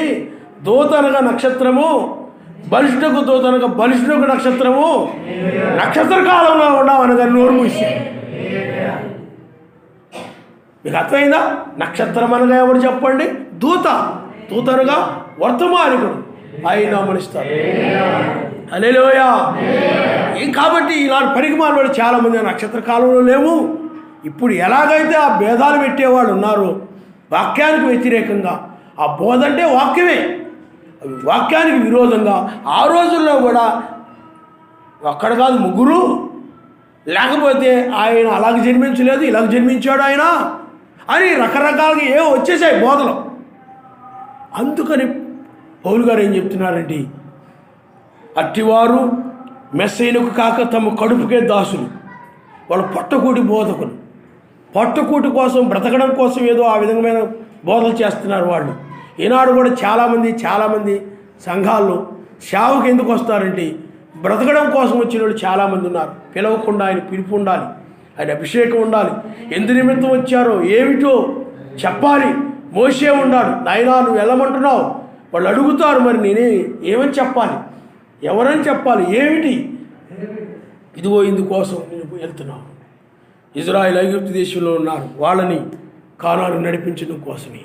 అపోస్తలుడైన పౌలు ఉన్నాడు, ఎందుకోసమే చెప్పాడు ఆయన. ఎలాగ శ్రమలు పడతాడో చెప్పాడు ఆయన. నా నామం నిమిత్తమై ఎలాంటి శ్రమలు అనుభవిస్తావో చెప్పాడు ఆయన. ఈనాడు చాలామంది అలాంటిది ఏమీ లేకుండా బైబిల్ ట్రైనింగ్లు అయిపోయి, ఏమండి, లేదా బ్రహ్మం గారు వర్తమానాలు చదివేసి, అవి చదివి ఇది చదివి, ముద్రలు చదివి, సంకాలాలు చదివి అన్నీ చదివేసి ఇంకా ఏ వర్తమానం లేదు, మాకు అంతా తెలిసిపోయింది, మాకు అంత అర్థమైపోయింది అని బ్రహ్మం గారు చెప్పిన మాటలు అర్థం కాక ఏదో ఒక పుస్తకం పట్టుకొని, ఏదో ఒక దాన్ని పట్టుకొని ఇంకొక వర్తమానంలో ఏం చెప్పాడు తెలియక బైబిల్లో కూడా ఏదో ఒక మాటను పట్టుకుంటారు. ఇంకొక ఆ బైబిల్లో ఉన్న 66 పుస్తకాలు ఉన్నాయి, 66 పుస్తకాలు ఇంకొక పుస్తకంలో ఏం చెప్పాడు వాళ్ళకి తెలియదు. మీకు అర్థమైందా? ఇదిగో ఇక్కడ ముగ్గురని కనపడుతుంది కదా అంటారు, మరి ఇక్కడ ముగ్గురని బాప్తిజం ఉంది కదా అంటారు. మరి పనికి మళ్ళీ అపోస్తలుల కార్యం చదువు, అది ఇది చదివితే నీకు అప్పుడు అర్థమైంది. మీకు అర్థమవుతుందండి? అలాగే బ్రహ్మం గారు వేకువ నక్షత్రాల గురించి చెప్పాడనండి, దాని గురించి చదివి ఇంకో పుస్తకం చదువు, అప్పుడు అర్థమవుతుంది. నువ్వేం చదవాలి? తుయితెర సంఘ కాలంలో చెప్పాడు ఆయన వేకువ నక్షత్రాన్ని గురించి, అది చదువు, అప్పుడు నెరవేరుందో నీకు తెలుస్తుంది. ఏమి చదవకుండా ఒక పుస్తకం చదివేసి ఏమంటే ఎంత అర్థమైపోయింది, అది రాంగు ఇది రాంగు ఇది రాంగు అని వాగేవాళ్ళు ఉన్నారు కొంతమంది. అలాంటి వాళ్ళు ఇప్పుడు కూడా ఉన్నారు. ఏమండి, కాబట్టి ఇక్కడ చూడండి, అందుకనే వాళ్ళు కడుపునకే దాసులు అనగా ఏదో ఆయన అనుగ్రహించిన కృపను బట్టి ఆ భారముతో కాకుండా వాళ్ళు బ్రతుకు తెరువు కోసం బైబిల్ ట్రైనింగులు చేసి బైబిల్ ట్రైనింగ్లు అయిపోయి, నాకు తెలిసి స్వయంగా మా ఊరు దగ్గరలో ఒక ఆయన ఉండేవాడు, ఆయన వాక్యం చెప్తూ ఉండేవాడు. ఆ రోజుల్లో నలుగురు ఏమో కొడుకులు, నలుగురు ఏదో ముగ్గురు అందుట్లో బాగా సెట్ అయిపోయారు ఏదో విధంగా. నాలుగో వాడు ఉంటే దేనికి పనికి రావట్లా, చాలా మెతక అమాయకుడు, ఏమీ తెలీదు. వీడు ఏ పని చేయలేకపోతున్నాడు, బతకడం కష్టంగా ఉంది, ఈయన బైబిల్ ట్రైనింగ్ పంపిస్తే బాగుంటుంది అని చెప్పి బైబిల్ ట్రైనింగ్ పంపించి పాస్ట్ అయిపోయాడు బ్రతుకు తీరువు కోసం. వీడు బతకలేకపోతున్నాడని, బ్రతకడం బాగుంటుంది చక్కగా అని ఆ విధంగా బైబిల్ ట్రైనింగ్ పంపించాడు బ్రతుకు తీరువు కోసం. అలా చాలామంది బ్రతుకు తీరువు కోసం ఏమంటే ఆదాయాలు వస్తాయని, బ్రతకొచ్చని, బాగా జరుగుతుందని ఈ విధంగా అనుకొని చాలామంది పొలోమని వీధికి ఒక చర్చి, వీధికి ఒక చర్చి, వీధికి ఒక చర్చి. ఆ సేవలు ఎన్ని ఇబ్బందులు ఉంటాయో, ఎంత భయం ఉంటుందో, ఆయనకి లెక్క అప్పగించాల్సి ఉంటుందని ఎంత భయం ఉంటుందో, ఏమండి ఎంత నష్టపోవాల్సి వస్తుందో, ఎంత విడవాల్సి వస్తుందో, ఏమి కోల్పోవాల్సి వస్తుందో, ఎలాగా శత్రువులుగా మారతారు ఆ సేవ కోసం, ఆ బోధ కోసం, ఆ దుర్బోధను ఎదిరించినందువలన ఏమండి ఎన్ని ఇబ్బందులు వస్తాయో, ఎన్ని శ్రమలు వస్తాయో అవన్నీ వాళ్ళకి తెలియదు. వాళ్ళు తెలుసు అవన్నీ తెలియదు. అందుకని వాళ్ళు ఏం చేస్తారు, అందరూ కలిపేసుకుంటూ పోతుంటారు. వాడికి తెలియదు కదా. వాడికి పట్టుకుటి బోధకులు ఏం చేస్తారు చెప్పండి, వాక్యానికి విరోధమైన బోధలు, వాక్యానికి విరోధంగా మాట్లాడుతుంటారు వీళ్ళు. ఆయన నమ్మనిస్తారు. చూడండి, అందుకని ఆయన ఏమంటున్నాడంటే, వారు ఇంపైన మాటల వలన, ఇచ్చక మాటల వలన నిష్కపటుల మనసులను మోసపుచ్చుదురు. మీ విధేయత అందరికీ ప్రచురమైనది కనుక మిమ్మును గురించి సంతోషించుచున్నాను. మీ విధేయత, చాలా విధేయత కలిగిన వారు మీరని, ఆ బోధకు విధేయత చూయించేవారని, ఆ బోధకు లోబడేవారని అందరికీ ఆ మీ విధేయత గురించి ప్రచురమైంది కనుక. ఎదిరించడం అతను బాగా ఎదిరిస్తాడు రా, అతనైతే బాగా ఎదిరించి మాట్లాడతాడు రా. బాగా ఎదిరించే మాట్లాడేవాడితోటే ఉంటుంటారు ఎక్కువ మంది. ఇతడైతే బాగా ధైర్యంగా ఎదిరించి ఏదైనా మాట్లాడతాడు రా, ఎప్పుడైనా అవసరం అయితే బాగా ఎదిరించి మాట్లాడాలనుకోండి సహాయపడతాడురా అని చెప్పి రౌడీ అనగా ఎలా తిరుగుతుంటారో ముఠ అలాగ తిరుగుతూ ఉంటారు కొంతమంది. కానీ ఎదిరించడము కాదు అక్కడ కావలసింది. క్రైస్తవ జీవితంలో విధేయత ప్రచురమైంది అంటున్నారు ఆయన. హల్లెలూయా, హల్లెలూయా. విధేయత, లోబడమే. విధేయత వల్లనే శరీరం మారుతుంది. ఆయనకి విధేయత, వాక్యానికి విధేయత చూయించడం ద్వారానే ఆయన మహిమను చూడగలుగుతారు. ఆయన నమ్మిస్తారు. అదే వాళ్ళ జీవితాలు ఆయన మహిమను చూడలేకపోవడం కారణం అది చాలామంది. కాబట్టి పిల్లారా, ఇక్కడ మిమ్మల్ని సంతోషిస్తున్న మీరు మేలు విషయమై జ్ఞానులను, కీడు విషయమై నిష్కపటులు ఉండవాలని కోరుచున్నాను. ఇక్కడ ఏమన్నాడండి, సమాధానకర్తయగు సర్వశక్తిమంతుడు సాతానుని మీ కాళ్ళ క్రింద శీఘ్రముగా చెతకదొక్కించునుగా అంటున్నాడు. దాని అర్థం ఏమిటంటే, అలాంటి బోధకులు ఉన్నారే, అలాంటి పొట్టకూటి బోధకులు ఉన్నారే ఏమండి, వాటి వలన భేదములు వచ్చేసాయి. కాబట్టి సమాధానకర్త వచ్చినప్పుడు, లేకపోతే సమాధానకర్త ఉంటే వచ్చినప్పుడు వారు తెరివేయబడతారు. ఆ బోధనని మీరు, అలాంటి భేదములు కలిగించే వారిని మీరు విడిచిపెడతారు. అలాంటి వాటిని భేదములు కలిగి చేయు ఆ బోధనలు లేకపోతే సిద్ధాంతాలు, అలాంటి వాటిని కూడా ఆ సమాధానకర్త వచ్చినప్పుడు తరివేస్తాడు. అందుకు అప్పుడు మీ మధ్య వస్తుంటే ఆ భేదాలు పోయి సమాధానం వచ్చేస్తుంది. పూర్తిగా అపోస్తుల బోధ మీద నిలబడతారు. మీలో ఒకరికొకరు అది కరెక్ట్ అంట, ఇది కరెక్ట్ అంట, ఇది కరెక్ట్ అంట, అది కరెక్ట్ అంట అనుకొని కాకుండా పౌలు గారు చెప్పిందే కరెక్ట్, ఖచ్చితం అనుకొని అందరూ ఆ విధంగా సమాధానంతో ఉంటారు. అందుకని ఆ భేదములు పోయి, ఆ శత్రువు పోయి, అపవాది పోయి తరివేయబడతాడు. ఆ సమాధానకర్త వచ్చినప్పుడు ఆ విధంగా అపవాది చితకదొక్కబడతాడు. అందుకని ఎక్కడైతే ఆ సమాధానకర్త ఉంటాడో, వేకువ నక్షత్రం ఉంటుందో, ఎవరు హృదయములైతే, ఎక్కడైతే ఆ వేకువ దూతగా ఆయన ఉంటాడో ఈ చివరి కాలంలో, ఆ సమాధానకర్త విభేదములు కలుగు చేయి అపవాది ఏమైపోతాడు చెప్పండి, చితకదొక్కబడ్డాడు. అందుకని ఇప్పుడు ఆయన ఎందుకు వచ్చాడనండి, అపవాదిని లేకపోతే శత్రువుని తరిమివేయడానికి, నీలో నుండి, నీ హృదయంలో నుండి, నీ ఆలోచనలో నుండి వాడు నిన్ను తన ఆలయముగా చేసుకోకుండా నీ శరీరాన్ని ఏం చేస్తాడు చెప్పండి, సమాధానకర్త తరివేస్తాడు. అలాంటి తప్పుడు బోధనలు గురించినటువంటి వాటిని కూడా నీ హృదయంలో లేకుండా తరివేస్తాడు ఆయన. నీ ఇంతకుముందు ఏదైతే విన్నావో, ఏ బోధలో ఉన్నావో, ఏ సంఘంలో ఉన్నావో, అలాంటి తప్పుడు విధానాలన్నీ కూడా సమాధానకర్త ఏం చేస్తాడు? ఇప్పుడు తరివేస్తాడు. ఇప్పుడు నీవు సమాధానకరమైన దేశంలోనికి, రాజ్యంలోనికి నువ్వు వచ్చేస్తావు. ఆయన హల్లెలూయా. సమాధానకర్త రావడం వల్ల అక్కడ ఏం జరిగిందంటే విభేదములు పోయాయి, ఒకరి మీద ఒకరికి అపోహలు పోయాయి, ఒకరి మీద ఒకరు దురాలోచనలు పోయాయి, ఒకరి మీద ఒకరికి లేనిపోయినటువంటి ఒకరి గురించి ఒకరు మాట్లాడుకోవడం పోయాయి. అన్నీ పోయి అక్కడ ఏమొచ్చిందంటే సమాధానం వచ్చింది, శత్రువు చెతకదు. అదే చెప్తున్నాడు. సమాధానకర్త సాతానుని శీఘ్రముగా ఏమండి మీ కాళ్ళ కింద చితక దొరికించుని అంటున్నాడు. ఆయన నామస్తుడు. హల్లెలూయా. అందుకనే ఎప్పుడు కూడా సాతానుడు ఎక్కడుంటాడో తెలుసా? అర్థమవుతుందండి? సాతానుడు ఎక్కడుంటాడో తెలుసా? వాడు నీ కాలు కిందే ఉంటాడు. నువ్వు అనుకుంటావు, మీకు తెలుసా అండి? నువ్వు ఇంటి దగ్గర ఉన్నావు అనుకోండి, వాడు నీ కాలు కిందే ఉంటాడు. వాడు నీ కాలు కిందే ఉంటాడు. నీవు ఎప్పుడైతే పాస్టర్ గారు ఈరోజు నా గురించి చెప్పేశాడు, ఏం వెళ్దాంలే అనుకొని ఉంటావు, అప్పుడు వాడు కాలు చుట్టేసుకున్నట్లు. ఎందుకనంటే సిద్ధ మనసును జోడనుంది బైబిల్లో.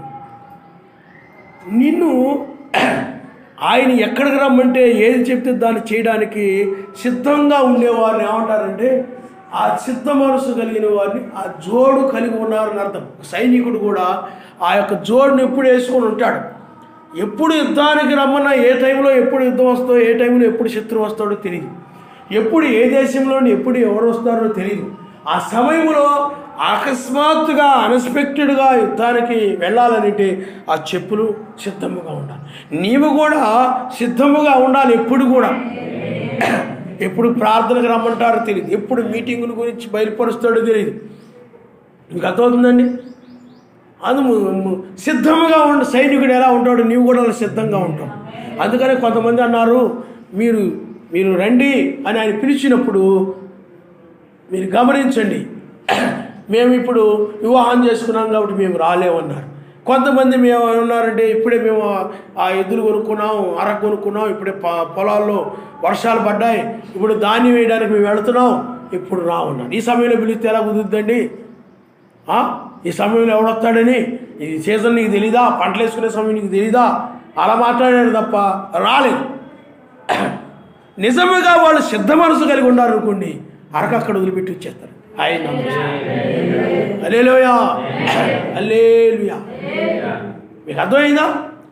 అప్పుడు సాతానుడు ఏమైపోతాడు చెప్పండి? చితక తొక్కబడ్డాడు లెక్క. ఎప్పుడైతే అలాగేంటి ఇప్పుడే మరి ఇప్పుడే కదా పెళ్లి చేసుకుంది, మరి ఇంకా మేము పెళ్లి కార్యాలన్నీ అయిపోలేదు, ఆ కార్యాలు ఈ కార్యాలన్నీ అయిపోలేదు, ఇంకా మాకు మా అత్తగారింటికి వెళ్ళాల్సి ఉంది, ఇంకా మా మామగారింటికి వెళ్ళాల్సి ఉంది, వాళ్ళు అర్జెంటుగా రమ్మంటున్నారు, లేకపోతే ఇంకా మా బంధువులు కూడా చాలామంది కొత్తగా పెళ్ళయింది కదరా, మా అక్కోళ్ళు మా బావోళ్ళు ఆ రోజులు ఉండిపోండిరా అని అంటున్నారు. ఇవన్నీ పనులు, ఇన్ని కార్యక్రమాలు ఇవన్నీ ఉంటే నువ్వు రమ్మంటే ఎలా కుదురుద్ది అన్నాడు. ఏమైపోయింది అక్కడ? కాలుకి ఏమైపోయింది చెప్పండి? చుట్టుకుంది. సిద్ధ మనసు లేదు అతనికి. సిద్ధ మనసు లేకుండా చేసేది ఎవరు చెప్పండి? సర్పము. ఆయన దగ్గరికి వెళ్ళనివ్వకుండా, ఆయన ఆరాధించనివ్వకుండా, బైబిల్ చదవనివ్వకుండా, ప్రార్థించనివ్వకుండా, పరిచర్య చేయనివ్వకుండా, పరిశుద్ధుల యొక్క ఏట్లైనా పాలు పొందనివ్వకుండా నిన్నేం చేస్తుందంటే అది చుట్టేసుకున్నది. నీకు అర్థమైందా? నువ్వేమవుతావు? ఆగిపోతావు అక్కడ. బద్ధకం అనేది కూడా దైవే. బద్ధకం అనేది సర్పం ఏం చేస్తుందంటే నీ కాలు కింద ఉంటుందని. మీకు అర్థమైందా? అదేం చేస్తుంటే అబ్బా పొద్దున్న నుంచి నువ్వు అలాగే ఇలా అయిపోయావు, ఒళ్ళు నొప్పులుగా ఉంది, కొంచెం ఏం చేస్తావంటే ఈరోజు ప్రార్థన ఉందనుకోండి, ఇంట్లో కూడా బయలుదేరుతున్నారు అనుకోండి, ఆడవాళ్ళు కానీ మగాళ్ళు కానీ ఎవరైనా ఈరోజు ఏం వెళ్దాం అనిపించింది అనుకోండి, కొంచెం యాక్టింగ్ చేస్తారు. అంటే నేను కొంతమంది గమనించాను కాబట్టి చెప్తాను, మీరు అలా ఉండాలి లేదు నాకు తెలియదు. ఏం చేస్తారంటే అబ్బా ఒళ్ళు నొప్పులుగా ఉందండి బాబు, ఈరోజు అంతా ఒకటే పని. అంటే వీళ్ళని నమ్మించడం కోసం అట అబ్బా ఒళ్ళంతా లాగేస్తుంది. మీకు అర్థమవుతుందండి? ఎందుకు చెప్తున్నారంటే సాతానుడు ఏం చేస్తాడు చెప్పండి, పట్టేసుకుంటున్నాడు అక్కడ. నిన్ను ఇక్కడికి వెళ్ళనీయకుండా, సిద్ధ మనసు లేనీయకుండా, అబ్బో వంగేటప్పుడు కూడా చెంపు తీసుకుంటా అయ్యా అలాంటివే సార్. ఏమండి ఇంకప్పుడు ఆ యాక్టింగ్ ఈయన లేకపోతే ఈవిడ రాలేనట్టుగా ఉందిలే, కలిసిపోయినట్టుంది, వీళ్ళు వెళ్ళిపోతారు ప్రార్థన, ఈయన వచ్చే పరిస్థితి కనపట్టలేదులే, ఏం చేస్తారు చెప్పండి, వాళ్ళు వెళ్ళిపోతారు. ఇక్కడ ఈయన ఎవరు పట్టేశారు? బద్ధకమైన దయ్యం కాళ్ళు చుట్టేసింది. మీకు అర్థమవుతుందండి? ఎక్కడుంటుంది సర్పం, ఎక్కడుంటుంది చెప్పండి. ఇక్కడ కూడా వాళ్ళని ఆరాధించనివ్వకుండా, ఆ విభేదాల వల్ల ఒకరినొకరు కలుసుకోనివ్వకుండా, అక్కడ సమాధానం లేకుండా ఒకరికొకరు కలుసుకోవడానికి సిద్ధ మనసు కలిగి ఉండాలి, ఒకరి కోసం ఒకరు ఆతిథ్యం ఇవ్వడానికి సిద్ధం, అవన్నీ పోయాయి. అక్కడ సర్పం ఏం చేసి చెప్పండి, ఆ పాదముల కింద ఉండిపోయి చుట్టేసుకుంది.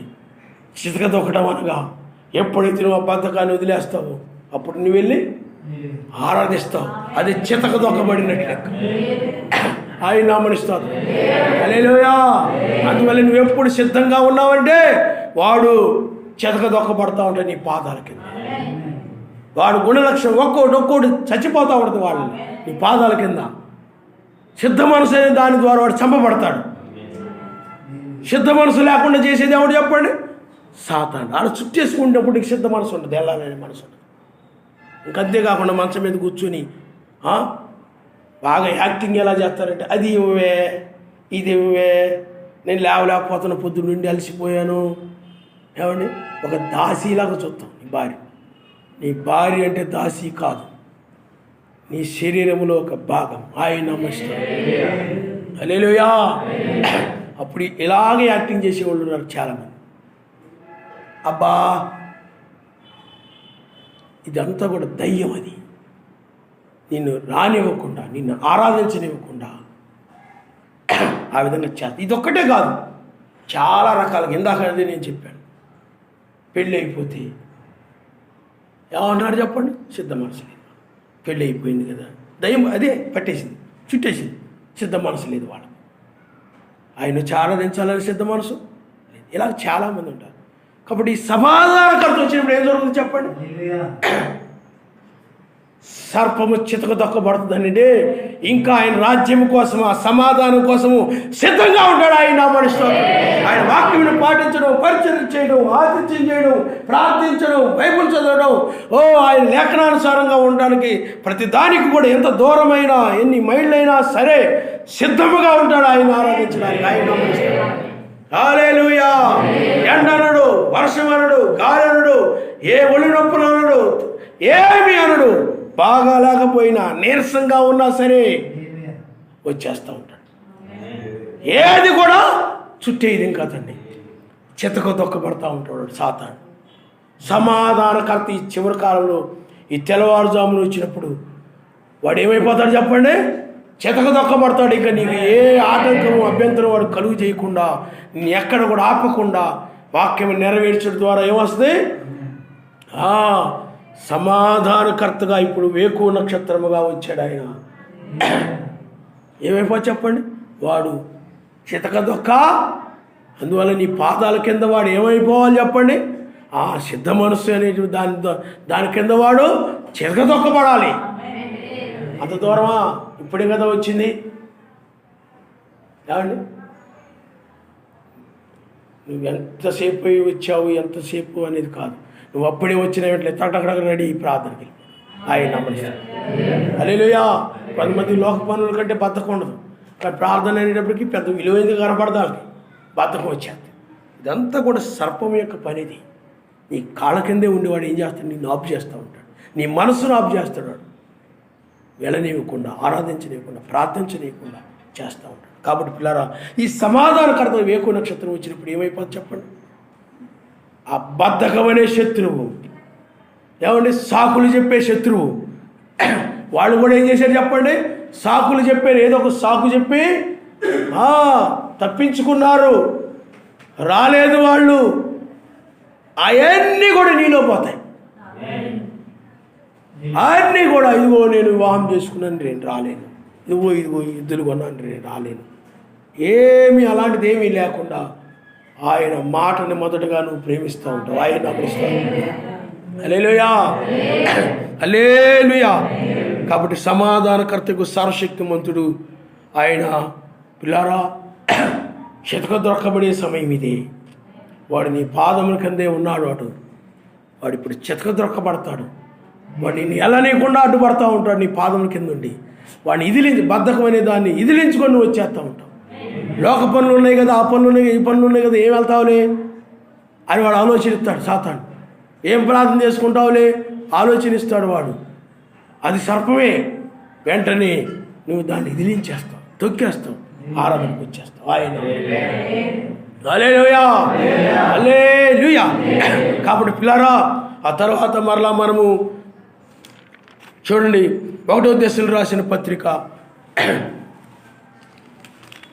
5వ అధ్యాయము 1వ దశలో రాసిన పత్రిక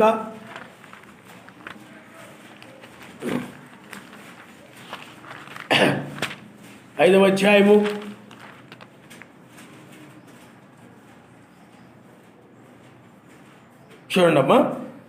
23వ వచనం మనం ఒకసారి చదువుకుందాం. ఆ సమాధానకర్తకు సర్వశక్తిమంతుడే మిమ్మును సంపూర్ణముగా పరిశుద్ధపరచునుగాక, మీ ఆత్మయు జీవమును శరీరమును మన ఎలోహిమైన యెహోవా మెస్సయ్య రాకడయందు నిందారహితముగాను సంపూర్ణముగాను ఉండునట్లు కాపాడబడునుగాక. మిమ్మును పిలిచివాడు నమ్మకమైన వాడు, ఆయన నమ్మకమైన వాడు కనుక అలాగూ చేయను. అందుకనే ఇక్కడ సమాధానకర్తకు సర్వశక్తిమంతుడే మిమ్మల్ని సంపూర్ణంగా చేయనుగాక. ఈ 2వ రాకడయందు నీ ఆత్మను జీవమును శరీరమును ఏమండి సంపూర్ణముగా చేయువాడు. అంటే నిందారహితంగా చేయవాడు. నిందారహితంగా ఉండేవాడు సంపూర్ణుడు. సంపూర్ణుడు అంటే సగం భక్తి చేసి సగం ఎలా ఉండాలనుకోండి, అది సంపూర్ణం అని అనుకోరు. ఇప్పుడు ఇజ్రాయేల్ ఉన్నారు, సగం ఐగుప్తుని ప్రేమించారు, సగమేమో కానాను, 2 కలిగి ఉన్నారు. కానీ యెహోషువ కాలేబులు ఏం చేశారంటే పూర్తిగా పూర్ణముగా కానానుని వాళ్ళు ప్రేమించారు, వాక్యాన్ని ప్రేమించారు. కొంత ఇలాగా కొంత అలాగా కాదు, కొంత లోకాశలు కలిగి ఉండి కొంత పరలోక సంబంధంగా అలా కాదు, పూర్తిగా ఈ శరీరము ఆత్మ ప్రాణము నిందారహితముగా ఉండే విధంగా చేసేవాడు ఎవరు చెప్పండి? సమాధానకర్త. ఆయన నామమున స్తోత్రం. ఇందాకదే మనం నేర్చుకున్నాం. ఆయన కార్యాలు ఉన్నాయనుకోండి, ఆయన పనులు ఏమైనా ఉన్నాయనుకోండి, ఏం చేస్తాలో రేపు చేద్దుకోలే ఆయన పని, రేపు చేద్దుకోలే అంటే సర్పం ఏం చేస్తే చెప్పండి? చుట్టేస్తాయి. అదే కనుక సాతానుడు చితక తొక్కబడ్డాడు అనుకోండి, ఏ రోజుదో ఆ రోజు నువ్వు చేస్తూ ఉంటావు. ఆయన నమస్తే చెప్పిన పని అన్నీ సర్వశక్తిమంతుడు చెప్తే దాన్ని వెంటనే నువ్వు చేస్తూ ఉంటావు. ఇంకా అర్థమవుతుందండి? సాతానుడు ఏం చేస్తాడు? కాలు కింద ఉండి ఇప్పుడేం చేస్తాను రేపేం చేస్తాడు చుట్టుపోతుంటాడు మెల్లమెల్లగా. నువ్వు దాన్ని ఇదిలించేయాలి, తొక్కేయాలి. ఇప్పుడే చేస్తాను నేనని. అలాగూ నువ్వు ఇక్కడ కూడా నువ్వు సేవకులకు చేయాల్సిన సేవకులు చేయడం, సమాజంలో ఎలా ఉండాలో అలా ఉండమంటాం, నీవు ఎలా ఉండాలో అలా ఉండడం. ఈ సమాధానకర్త వచ్చినప్పుడు ఇవన్నీ కూడా జరుగుతాయి. అప్పుడు ఏమైపోతుంది చెప్పండి? శత్రువు వెళ్ళిపోతాడు, చీకటి వెళ్ళిపోద్ది, మరణము వెళ్ళిపోద్ది, క్షయిత వెళ్ళిపోద్ది, అక్షయిత అనేది వచ్చేస్తాయి. నిత్య సమాధానం అక్కడ ఉంది. ఆయన హల్లెలూయా. వెలుగులోకి వచ్చేస్తున్నావు, వెలుగులో నీకు చీకటి పోతా ఉంది. ఇది లేపబడను అంటారు, ఆయన నామనిస్తారు. హల్లెలూయా. అందుకనే ఆత్మీయంగా ఏం జరుగుతుందనంటే, నీవు సర్వశక్తిమంతునికి విభేదములో విరోధములో ఏవేవో ఆ సమయములో ఆ కాలంలో ఆ విధంగా నీవు ఉన్నటువంటి నీవు వాటన్నిటి నుండి ఆ శత్రువుల నుండి అసూయ, ద్వేషము, కలహములు పెట్టేటువంటి వాటి అన్నిటి నుండి కూడా, విభేదాలు పెట్టేటువంటి వాటి అన్నిటి నుండి కూడా నువ్వు బయటకు వచ్చేసి నిత్య సమాధానంలోకి రావడమే లేపబడమైనది ఆయన నామస్తు. ఇప్పుడు ఈ విధంగా లేపబడితేనే శరీరం మార్పు పొంది పైకి లేపబడడం అనేది జరుగుతుంది. ఆయన నామనిస్తాడు. హల్లెలూయా. ఇప్పుడు లేపేవాడు ఎవరు చెప్పండి? సమాధానకర్త. మీకు అర్థమైందా? ఎవరు లేపుతారు? ఒక విభేదముల నుండి, యుద్ధముల నుండి, ఒక పోరాటముల నుండి. అందుకని ఇప్పుడు సమాధానకర్త వచ్చాడు. కాబట్టి ఈనాడు బ్రహ్నాం గారు, జాన్సన్ గారు వీళ్ళందరూ కూడా మత్స్యాగ సంఘాలతో వాళ్ళు ఆ కాలంలో ఆత్మీయ యుద్ధం చేశారు, ఆత్మీయంగా పోరాడారు. సర్వశక్తి మంత్రి అక్కడ యుద్ధరంగంలో ఉన్నాడు. ఆయన ఆత్మీయంగా జరిగింది అది. లోకంలో సంఘశాఖలతోటి వాక్యము ద్వారా జరిగింది ఆ యుద్ధం. ఇప్పుడు ఆ యుద్ధం ఏమైపోయింది చెప్పండి? ముగిసిపోయింది. ఇప్పుడు ఆ యుద్ధం లేదు. ఇప్పుడు ఏది జరుగుతుందనంటే అంతరంగంలో నీకు ఏమండి నీ యొక్క శరీరానికి జరుగుతూ ఉంది. శరీరమే మరణం, శరీరాశలు. అందువల్ల ఇప్పుడు ఏం జరుగుతుందంటే ఈ శరీర సంబంధమైన కూడా నిన్ను విడిచిపెట్టి వెళ్ళిపోతాడు. రంగంలోకి వచ్చాడు ఆయన. రాగానే ఆయనే యుద్ధం చేస్తున్నాడని నీకు ఇంతకుముందు శరీర ఆశలన్నీ కూడా నిన్ను ఏమైపోతుంది చెప్పండి? వదిలేస్తున్నావు. ఇక నేను ఆయన ఎదుర్కోబోతున్నాను, ఆయన నేను కలుసుకోబోతున్నాను. ఆమేన్. ఆయన నువ్వు అసూయను వదిలిపెట్టేస్తున్నావు, కలహం వదిలిపెట్టేస్తున్నావు, గర్వాన్ని వదిలిపెడుతున్నావు. అన్నీ కూడా ఏం చేస్తున్నావు చెప్పండి? లోకాన్ని ప్రేమించేదానివి ఇక్కడ ప్రేమించడం వదిలేస్తున్నావు నువ్వు. ఎందుకని? న్యాయాధిపతి నీ హృదయంలోకి వచ్చాడు కాబట్టి, సమాధానకర్త నీ హృదయంలోకి వచ్చాడు కాబట్టి నీ శత్రువు ఏమైపోతుందో చెప్పండి? లోకమే నీ శత్రువు. ఆడు నిన్ను విడిచిపెట్టి వెళ్ళిపోతాడు. ఇప్పుడు నీ హృదయంలోకి ఏమొస్తుంది చెప్పండి? సమాధానం వచ్చేస్తుంది. ఆయన నామమున స్తోత్రం. హల్లెలూయా. అందుకని ఇక్కడ ఏమంటున్నాడంటే, ఇందాక మనం చదువుకున్న చోట అక్కడ చుట్టూ ఉండి అతని శత్రువులందరినీ నేను తోలివేసి అతనికి సమాధానము కలుగు చేతును. ఇప్పుడు నీకు ఆయనకి మధ్య నిత్య సమాధానం వచ్చేస్తుంది. వీడు పోతే, శత్రువులు పోతే ఏమవుతుంది? ఇంకా అక్కడ అంతే కదా. విభేదాలు నీకు సర్వశక్తి మధ్య విభేదాలు పెట్టేది ఎవరు? ఆడు అవన్నీ నీ పోతుంది, నీళ్ళు చీకటంతా పోతుంది నీ హృదయం. సమాధానం వచ్చేస్తుంది. ఇది నిత్య సమాధానం. ఎందుకంటే నిత్యమా అయితే సమాధానం కలిగి ఉంటాను. ఇంకా సమాధానానికి నిత్య సమాధానానికి తేడా. అందుకని వేకు నక్షత్రానికి ముందు ఆయన ఎలా ఉన్నాడు? సమాధానంగా ఉన్నాడు. ఆయన సమాధాన సువార్త అని చెప్పారు ఆ రోజు. ఇదే సువార్త, ఇది నిత్య సమాధాన సువార్త. నిత్య సమాధానాన్ని ఇచ్చేదిక. ఇంకా శత్రువు ఇక రాడు. ఇంకా ఐగుప్తు మరిలో వచ్చారు ఇజ్రాయెల్ దగ్గరికి, రాలే. ఇప్పుడు కూడా అంతే. ఇప్పుడు కూడా లోకము నీ హృదయంలోనికి ఇక రాదు. వదిలిపెట్టి వెళ్ళిపోయి ఇక రాదు, మళ్ళీ తిరిగి రాదు. ఇంతకు ముందు అయినట్లు తిరిగి వచ్చాడు.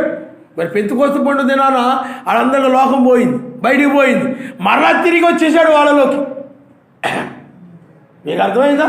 తిరిగి వచ్చి లౌదయ సంఘాలకు వచ్చేటప్పటికి సంఘం ఒక శాఖగా మారిపోయారు అందరూ కూడా.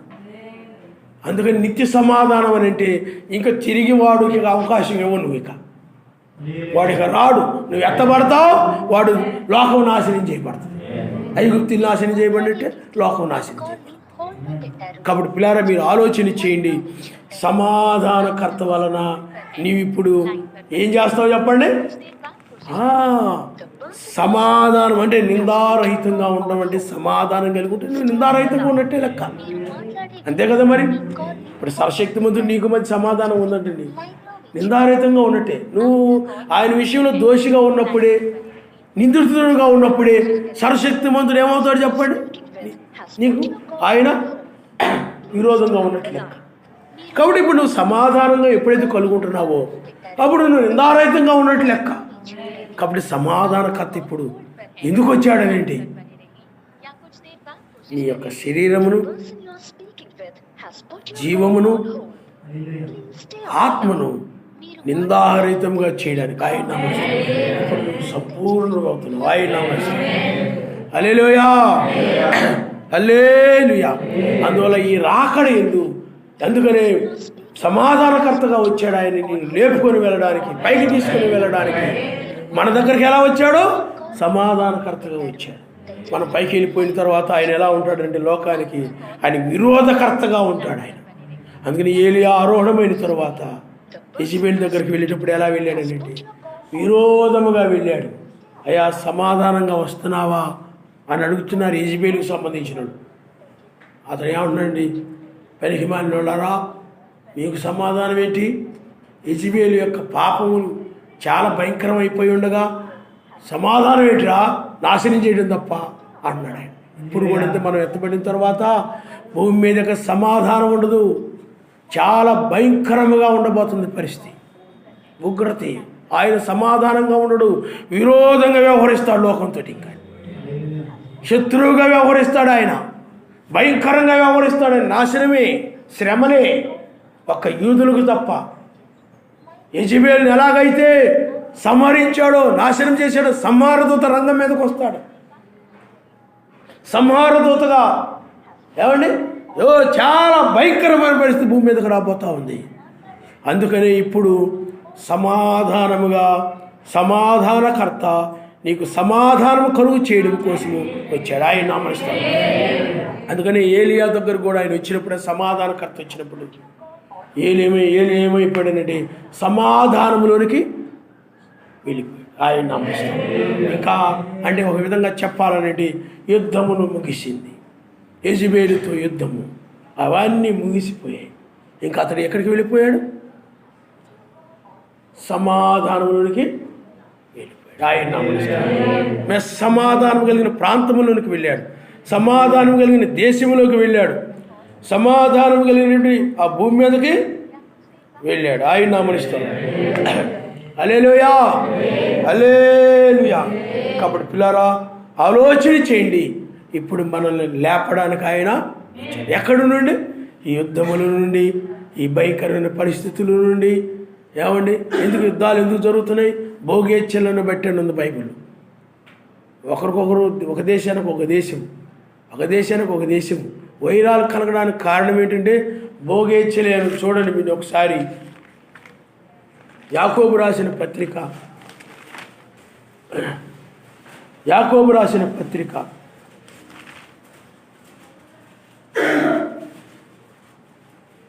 4వ అధ్యాయము.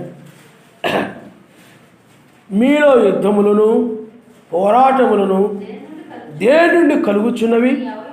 మీ అవయములలో పోరాడు భోగేచ్ఛల నుండే కదా మీరు ఆశిస్తున్నారు, కానీ మీకు దొరకట్లేదు. చూడండి, భోగేచ్ఛల నుండే కదా అంటున్నాడు. అవయవంలో పోరాడు, మీ అవయవాల్లో పోరాడు భోగేచ్ఛను బట్టే కదా మీరు ఆశించున్నారు, కానీ మీకు దొరకట్లేదు. అప్పుడు ఏం చేస్తారు? నరహత్య చేస్తారు, వ్యభిచరిస్తారు. మీకు అర్థమైందా? తర్వాత యుద్ధాలు, పోట్లాటలు, యుద్ధము. అందువల్ల సర్వశక్తిమంతుని అడగనందున మీకేమీ దొరకట్లేదు. మీరు అడిగినను మీ భోగం నిమిత్తమై వినియోగించుటకై దురుద్దేశంతో అడుగుదురు కనుక మీకేమీ దొరకట్లేదు అన్నాడు. మనం ఏదైనా ఆయన అడిగినప్పుడు సమాజంలోని వారికి సహాయపడడం కోసము, ఆయన కార్యాల కోసము అడిగితే అప్పుడు ఆయన ఇస్తాడు. చాలామంది నేను ఎంతో కష్టపడుతున్నానండి, ఎంతో ఇదిగా ఉన్నాను, నాకేమీ ఇవ్వట్లేదండి అంటారు చాలా. ఏమండి ఎందుకు? వాళ్ళ కోసం అడుగుతున్నారు కాబట్టి, భోగాల కోసం అడుగుతున్నారు. మా ఆవిడ ఒకటే అడుగుతుంది, అది కొనమని ఇది కొనమని. అందువలన భోగాల కోసం అడుగుతున్నావు కాబట్టి పిల్లారా ఆలోచన చేయండి. సమాధానకర్త ఇప్పుడు మనల్ని లేపువాడుగా ఉన్నాడు ఆయన. ఆయన రాజ్యంలోనికి తీసుకొని వెళ్ళేవాడుగా ఉన్నాడు ఆయన. అంటే యుద్ధములు, వైరములు కలిగినటువంటి ఈ భూమి మీద నుండి, ఈ లోకము నుండి యుద్ధములు లేనటువంటి సమాధానము, ఏమంటే విశ్రాంతి కలిగినటువంటి ఆ రాజ్యంలోని తీసుకుని వెళ్ళి సమాధానకర్తగా వచ్చాడు ఆయన. హల్లెలూయా. ఇప్పుడు ఆయన పేరేంటి చెప్పండి? సమాధానకర్త. అందుకని సమాధానకర్త యొక్క వర్తమానం ఇది. అందుకని వర్తమానాన్ని గుర్తించడం కోసం వర్తమానికుడు పేరు కూడా దాంట్లో కలుస్తుంది. సొలొమోన్, ఫిలోమోన్, షాలేం, లేం, ఫిలే, లే అని కలుస్తుంది అనమాట. సో లో మీకు అర్థమైందా? యెరూషలేం, లేం, యెరూషలేం అనగా సమాధానం. అలాంటిది ఎందుకంటే వర్తమానమును గుర్తించడం కోసం. వర్తమానం ఎందుకంటే చాలా రకరకాల బోధలు ఉన్నాయి కాబట్టి గుర్తు అన్నమాట. ఇది నిజమైందని వధువు గుర్తించడం కోసం.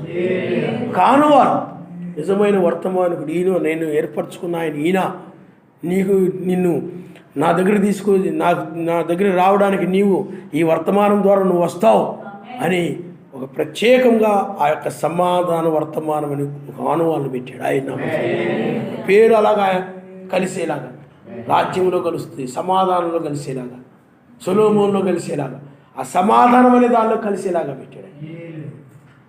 కదా సమాధానకర్తగా మెస్సీలో కలిసేలాగా పేరు, సర్వశక్తి మంత్రులాగా పేరు కలిసేలాగా. ఎందుకది? ఒక గుర్తు, ఒక ఆనవాలు. లేకపోతే నువ్వేమైపోతావు చెప్పడం? గుర్తులు లేకపోతే తప్పిపోతావు. గుర్తులు లేకపోతే ఎవరు బోధపడితే వాళ్ళ బోధలు నమ్ముతావు, ఎవరి బోధలు పడితే వాళ్ళ బోధలు నమ్ముతావు. అనేక మంది బోధకులు ఉన్నారు కాబట్టి ఆయన వర్తమానాన్ని గుర్తించడం కోసం ఒక ఆనవాలు ఉంటుంది. ఆ వర్తమానం ఏమిటో అది సమాధానకర్త వర్తమానమని అది రుజువు చేయబడతా ఉంటుంది. ఆయన నమ్మిస్తే హల్లెలూయా, హల్లెలూయా. అందుకని హామ్ ఎలోహిం, ఎలోహిం అంటే సర్వశక్తిమంతుడు. హామ్ అక్కడ బ్రహ్నాం గారి పేరు ఎలోహింలో కలిసిందని చెప్పాడు ఆయన. అర్థమవుతుందండి? కాబట్టి ఎందుకనంటే ఆ కాలానికి ఆ వర్తమానాన్ని గుర్తించడం కోసం, ఒక వర్తమానం గుర్తించడం కోసం ఒక గుర్తు. మీకు అర్థమైందా? ఒక గుర్తు. ఆనాడు బైబిల్లో రాహాబు అనే స్త్రీ ఉంది. ఆమెకు గుర్తు కలిగి ఉంది, ఎర్రని దారాన్ని. ఎందుకు ఆ గుర్తునిచ్చాడు అనంటే, వేగులు వారు ఏ ఇంటికి పడితే ఆ ఇంటికి వెళ్లకుండా నేరుగా ఆమె ఇంటికి వెళ్ళడానికి ఒక గుర్తు.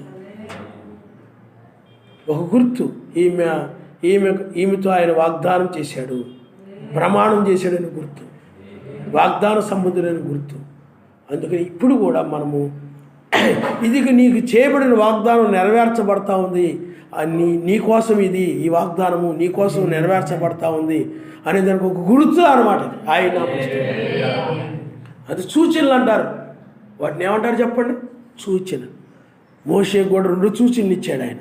ఆ జనులు ఆ సూచనలను బట్టి విశ్వసించినట్లు, నీవు కూడా ఈ వర్తమానం నమ్మునట్లు ఆ సూచనలు ఇస్తాడు. మీకు అర్థమైందా? మోషేకి. అలాగే ఇర్మియా గ్రంథంలో కూడా రాయబడినది, మీకు వారు సూచనగా ఉన్నారని ఇర్మియా గ్రంథంలో కూడా రాయబడింది. కాబట్టి పిల్లారా, మనం ఉన్న సమయం ఏమిటి అంటే ఇర్మియా గ్రంథంలో ఒక సూచనగా ఉన్నారని చెప్పిన రీతిగా ఈనాడు ఆయన సూచన లేకుండా ఆయన ఏమీ చేయడు. కొన్ని గుర్తులు ఉంటాయి. ఆ గుర్తులను బట్టి విశ్వసించగలుగుతారు, ఆయన నమ్మిస్తే. అందుకని ఆయన ఆ యొక్క పొత్తి గుడ్డలతో చుట్టబడి ఉంటాడు ఆయన. అదే మీకు ఆనవాలని ఉంటుంది. మీకు అర్థమైందా? పశువులు తొట్టిలో ఎలా పరుండబెట్టి ఉంటాడు ఆయన, పొత్తి గుడ్డలు చుట్టబడి. ఒక ఆనవాలు ఆయన గుర్తించడం కోసం, ఒక ఆనవాలు.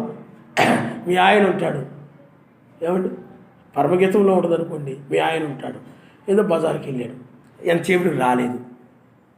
లేదా మీ పిల్లోడు ఉన్నాడు, వాడు బయటికి వెళ్ళాడు, రాలేదు. మా వాడు వెళ్ళాడండి, ఇలా వెళ్ళాడు అంటాం. ఏమ్మా ఎలా ఉంటాడమ్మా? వాడు ముఖ్యంగా వంకరగా ఉంటుందండి, వాడు జుట్టు కొంచెం పక్కకు దూకుంటాడండి, ఆడి మెడ కొంచెం సన్నగా ఉంటుందండి, వంగి నడుస్తాడండి, కాళ్ళు ఇడుచుకుంటూ నడుస్తాడు. కొన్ని గుర్తులు ఉంటాయి. ఆ గుర్తులను బట్టి మీడు అలా అయితే ఇలాగ వెళ్ళాడు, ఆ చెవిలో పోగుంటుందండి చెప్తూ ఉంటారు. కొన్ని గుర్తులు ఎందుకని? గుర్తించడానికి. ఆ గుర్తులను బట్టి కొన్నిసార్లు మనం గోడ మీద అంటిస్తూ ఉంటారు చిన్న చిన్న పాంప్లెట్లు. కనబడటలేదు, ఎర్రగా ఉంటాడు, కోలముఖం, ఉంగరాల చుట్టూ, ఏమండి కొన్ని గుర్తులు రాస్తారు. ఎందుకని? ఎవరైనా ఉంటే చెప్తారని. అప్పుడు నీకు కనబడతాడు ఆ పాంప్లెట్లో చూసిన ప్రకారంగానే. ఈడున్నాడు అనుకోండి, ఈడిరా పలానోడు తిరుగుతున్నారే, నువ్వేం చేస్తావు చెప్పండి. కొన్నిసార్లు మేకలు పోయినా గేదెలు పోయినా అంతే. ఎలా ఉంటుంది దాని కొమ్ములు ఎలా ఉంటాయి, దాని తోక అలా ఉంటుంది చెప్తుంటారా. అలాగే మీకు కూడా ఏం చేశాడంటే ఆయన వధువుకు కూడా బైబిల్లో పెట్టాడు ఆయన వేకు నక్షత్రం అనే దాని గురించి. ఉదయకాలపు వర్తమానం ఒకటి ఉందని చెప్పి ఆయన బైబిల్లో ఉంచాడు ఆయన. కానీ నువ్వేం చేస్తావునంటే ఇప్పుడు అవునరా బైబిల్లో రాయబడి ఉంది కదా, ఆ వర్తమానం ఇదే, ఆయన మన స్తోత్రం, హల్లెలూయా. బైబిల్లో ఆనవాళ్ళే ఇక్కడ ఉన్నాయి కాబట్టి నువ్వు గుర్తించగలిగావు. మీకు అర్థమవుతుందండి. పాంప్లెట్లో నువ్వు విన్నావు, చూసావు, సేమ్ అదే ఆనవాళ్ళ వ్యక్తి కనపడినప్పుడు ఇతడే అన్నావు. అలాగే బైబిల్లో వేకు నక్షత్రాన్ని గురించి అయితే రాయబడిందో అదే నక్షత్రానికి సంబంధించిన వర్తమానం కనపడగానే అవునరా ఫలానా పత్రికలో నేను చదివాను కాబట్టి ఆ పాంప్లెట్లో చూసినట్టుగానే, ఆ పత్రికలో చూసినట్టుగానే ఈ వర్తమానం ఇదేరా ఆయన. బైబిల్లో ఉన్నటువంటి ఆనవాళ్ళు ఈ ఆనవాళ్ళు సరిపోయినప్పుడు నువ్వు నమ్ముతున్నావా ఆయన నామనిస్తావు. హల్లెలూయా. లేకపోతే నువ్వు నమ్మవు, వేరే ఒకరిని తీసుకొచ్చి ఈయన మీ వాడు అంటావా, లేదు మా వాడు కాదు, వాడు ముక్కు ఇలా ఉంటుంది, చెవి ఇలా ఉంటుంది, నువ్వు వేరే వాడిని తీసుకొచ్చేసి ఆడంటున్నావు. తెలిసిపోద్ది ఎవరికి సంబంధించిన వాళ్ళు తెలుసు. నీకు కూడా పరసంబంధం కాబట్టి, మెస్సకి సంబంధించిన వ్యక్తివి కాబట్టి నీకు కూడా బైబిల్లోని లేఖనాలను బట్టి, వాగ్దానమును బట్టి ఇదిగో ఇదే బైబిల్ ఏది రాయబడిందో అదే బైబిల్లో కూడా అదే రాయబడి. మనం ఎవరి కొరకైతే మనం ఎదురు చూస్తున్నామో, లేఖనాలు ఎవరి గురించి రాయబడుతున్నా ఆయన ఈయనే అన్నట్టు. ఇప్పుడు కూడా ఆనవాళ్ళు అనమాట గుర్తించడం కోసం ఆయన ఏం చేస్తాడంటే ఇదని పెడతాడు. ఇవేమీ లేకుండా వచ్చి ఇది ఉదయకాల వర్తమానం అన్నా అనుకోండి, ఈ కళలు లేకుండా ఏమీ లేకుండా బ్రహ్మం గారు చెప్పారు ఇదే వర్తమానం అని బోధించాడు అనుకోండి, నమ్మం. ఎందుకంటే ఆనవాళ్ళు కావాలి. ఆ ముక్కు ఆ బైబిల్లో ఉన్న దానికి దీనికి సరిపోవాలి. ఆ పాంప్లెట్లో బయట గోడ మీద అంటించిన దానికి నీకు దొరికిన వాడికి సరిపోవాలి. వాడి ముక్కు ఈ ముక్కు, వాడి జుట్టు ఈ జుట్టు, ఆ రాయబడిన జుట్టు ఆ ఫోటోలో ఉన్న రీతిగా ఇక్కడ కూడా ఉండాలి. అందుకని బైబిల్లో ఉన్నటువంటిది రాయబడిన వేకు నక్షత్రాన్ని గురించి అది ఒక పత్రిక వలె ఉంది. అప్పుడు ఒక కరపత్రికలా ఉంది. ఇప్పుడైనట్లయితే వాస్తవమైనదిగా నిజరూపముగా ఉంది ఆయన. హల్లెలూయా. ఆ సమాధాన కర్త గురించి అక్కడ బైబిల్లో రాయబడింది. ఒక గుర్తును ఆయన ఇచ్చాడు. ఆ సమాధాన కర్త ఎలా ఉంటాడో, ఏమిటో, ఆ పేరేమిటో, ఆ పేరులో ఎలా, అవన్నీ కూడా 7 తర్వాత 8 రావడం, ఇవన్నీ కూడా కాలం సరిపోవడం, అన్నీ సరిపోవడం, ఈ గుర్తులు అనమాట. ఇవన్నీ కూడా వర్తమానం నమ్మడానికి ఏమిటి చెప్పండి, గుర్తులు. అందువల్ల అవును కదా, బైబిల్లో ఉన్న ప్రతి 2000కి ఒకటి జరిగింది కదా, ఖచ్చితమే కదా. అవును బైబిల్ 4 జాములు అని కానీ, బైబిల్లో 4 జాములు ఉన్నాయి కదా, ఆ పాంప్లెట్లు నేను చూశాను కదా, ముక్క అలాగే ఉంది కదా, ఇక్కడ కూడా ముక్క అలాగే ఉంది కాబట్టి ఇది అదే. అక్కడ 4 జాములు ఉన్నాయి కాబట్టి మెస్సీ కూడా 4వ జాములు అని చెప్పాడు కాబట్టి మార్క్స్ వార్తలో ఇప్పుడు కూడా ఖచ్చితంగా 4 జాములు సరిపోతున్నాయి కాబట్టి అదే ఇది. ఆ పత్రికలో నేను ఆ గోడ మీద చూసిన పాంప్లెట్ ఇదే, ఈయన్ని గురించే నేను చూసింది. అయితే అప్పుడు బొమ్మగా చూశాను, ఇప్పుడు ముఖాముఖిగా ఆయన మరిస్తాడు. హల్లెలూయా. అందుకే బ్రహ్మం గారు అంటారు వాడు ప్రతిబింబాన్ని చూపించారని చెప్పాడు ఆయన. వాళ్ళు ఏం చూపించారు చెప్పండి, ప్రతిబింబాన్ని చూపించారు. మెస్సీయ యొక్క ప్రతిబింబాన్ని చూపించారు. ఇప్పుడు ఆయన్ని మనము సమాధానకర్తను మనము స్వయంగా మనం ముఖాముఖిగా చూస్తున్నాం. ఆయన నామనిస్తాం. తల వంచుకోండి, మనం ప్రార్థన చేసుకున్నాం. హల్లెలూయా, హల్లెలూయా, హల్లెలూయా. ఓ స్తోత్రం, స్తోత్రం, స్తోత్రం, స్తోత్రం, స్తోత్రం.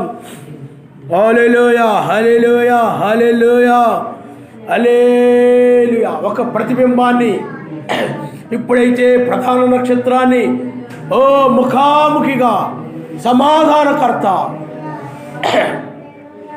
7 సంఘకాలంలో 7 దూతలు వారు ఆయన యొక్క ప్రతిబింబాన్ని, సమాధానకర్త యొక్క ప్రతిబింబాన్ని, ఇదిగో ఆయన ఇలా ఉంటాడు, ఆయన ఇలా ఉంటాడు, అలా ఉంటాడు, ఆయన వచ్చినప్పుడు అలా ఉంటాడు, ఇలా ఉంటాడు, కొన్ని గుర్తులు చెప్పి వెళ్ళిపోయారు అంతే. వాళ్ళు కొన్ని ఆనవాళ్ళు చెప్పి వెళ్ళిపోయారు. వాళ్ళు ఆనవాళ్ళు బోధించారు. ఇప్పుడు ఆనవాళ్ళకి దీనికి సరిపోతా ఉంది, ఈ వర్తమానానికి. హల్లెలూయా, హల్లెలూయా, హల్లెలూయా, హల్లెలూయా. స్తోత్రములు నాయన, స్తోత్రములు నాయన, స్తోత్రములు నాయన, స్తోత్రములు నాయన. పరిశుద్ధుడా, పరిశుద్ధుడా, పరిశుద్ధుడా, పరిశుద్ధుడా. ఓ ఖచ్చితంగా మాకు ఈనాడు సరిపోయింది నాయన. ఆ పత్రికలో మేము చూసాం, కానీ ఇప్పుడు ఆయన ఈ వర్తమానం ఇవన్నీ చూసినప్పుడు, ఈ తీర్పు ఇవన్నీ చూసినప్పుడు అక్కడ ఎలాగా రాయబడిందో అదేవిధంగా ఇప్పుడు రాజ్యం యొక్క సంగతులు, సమాధానకర్త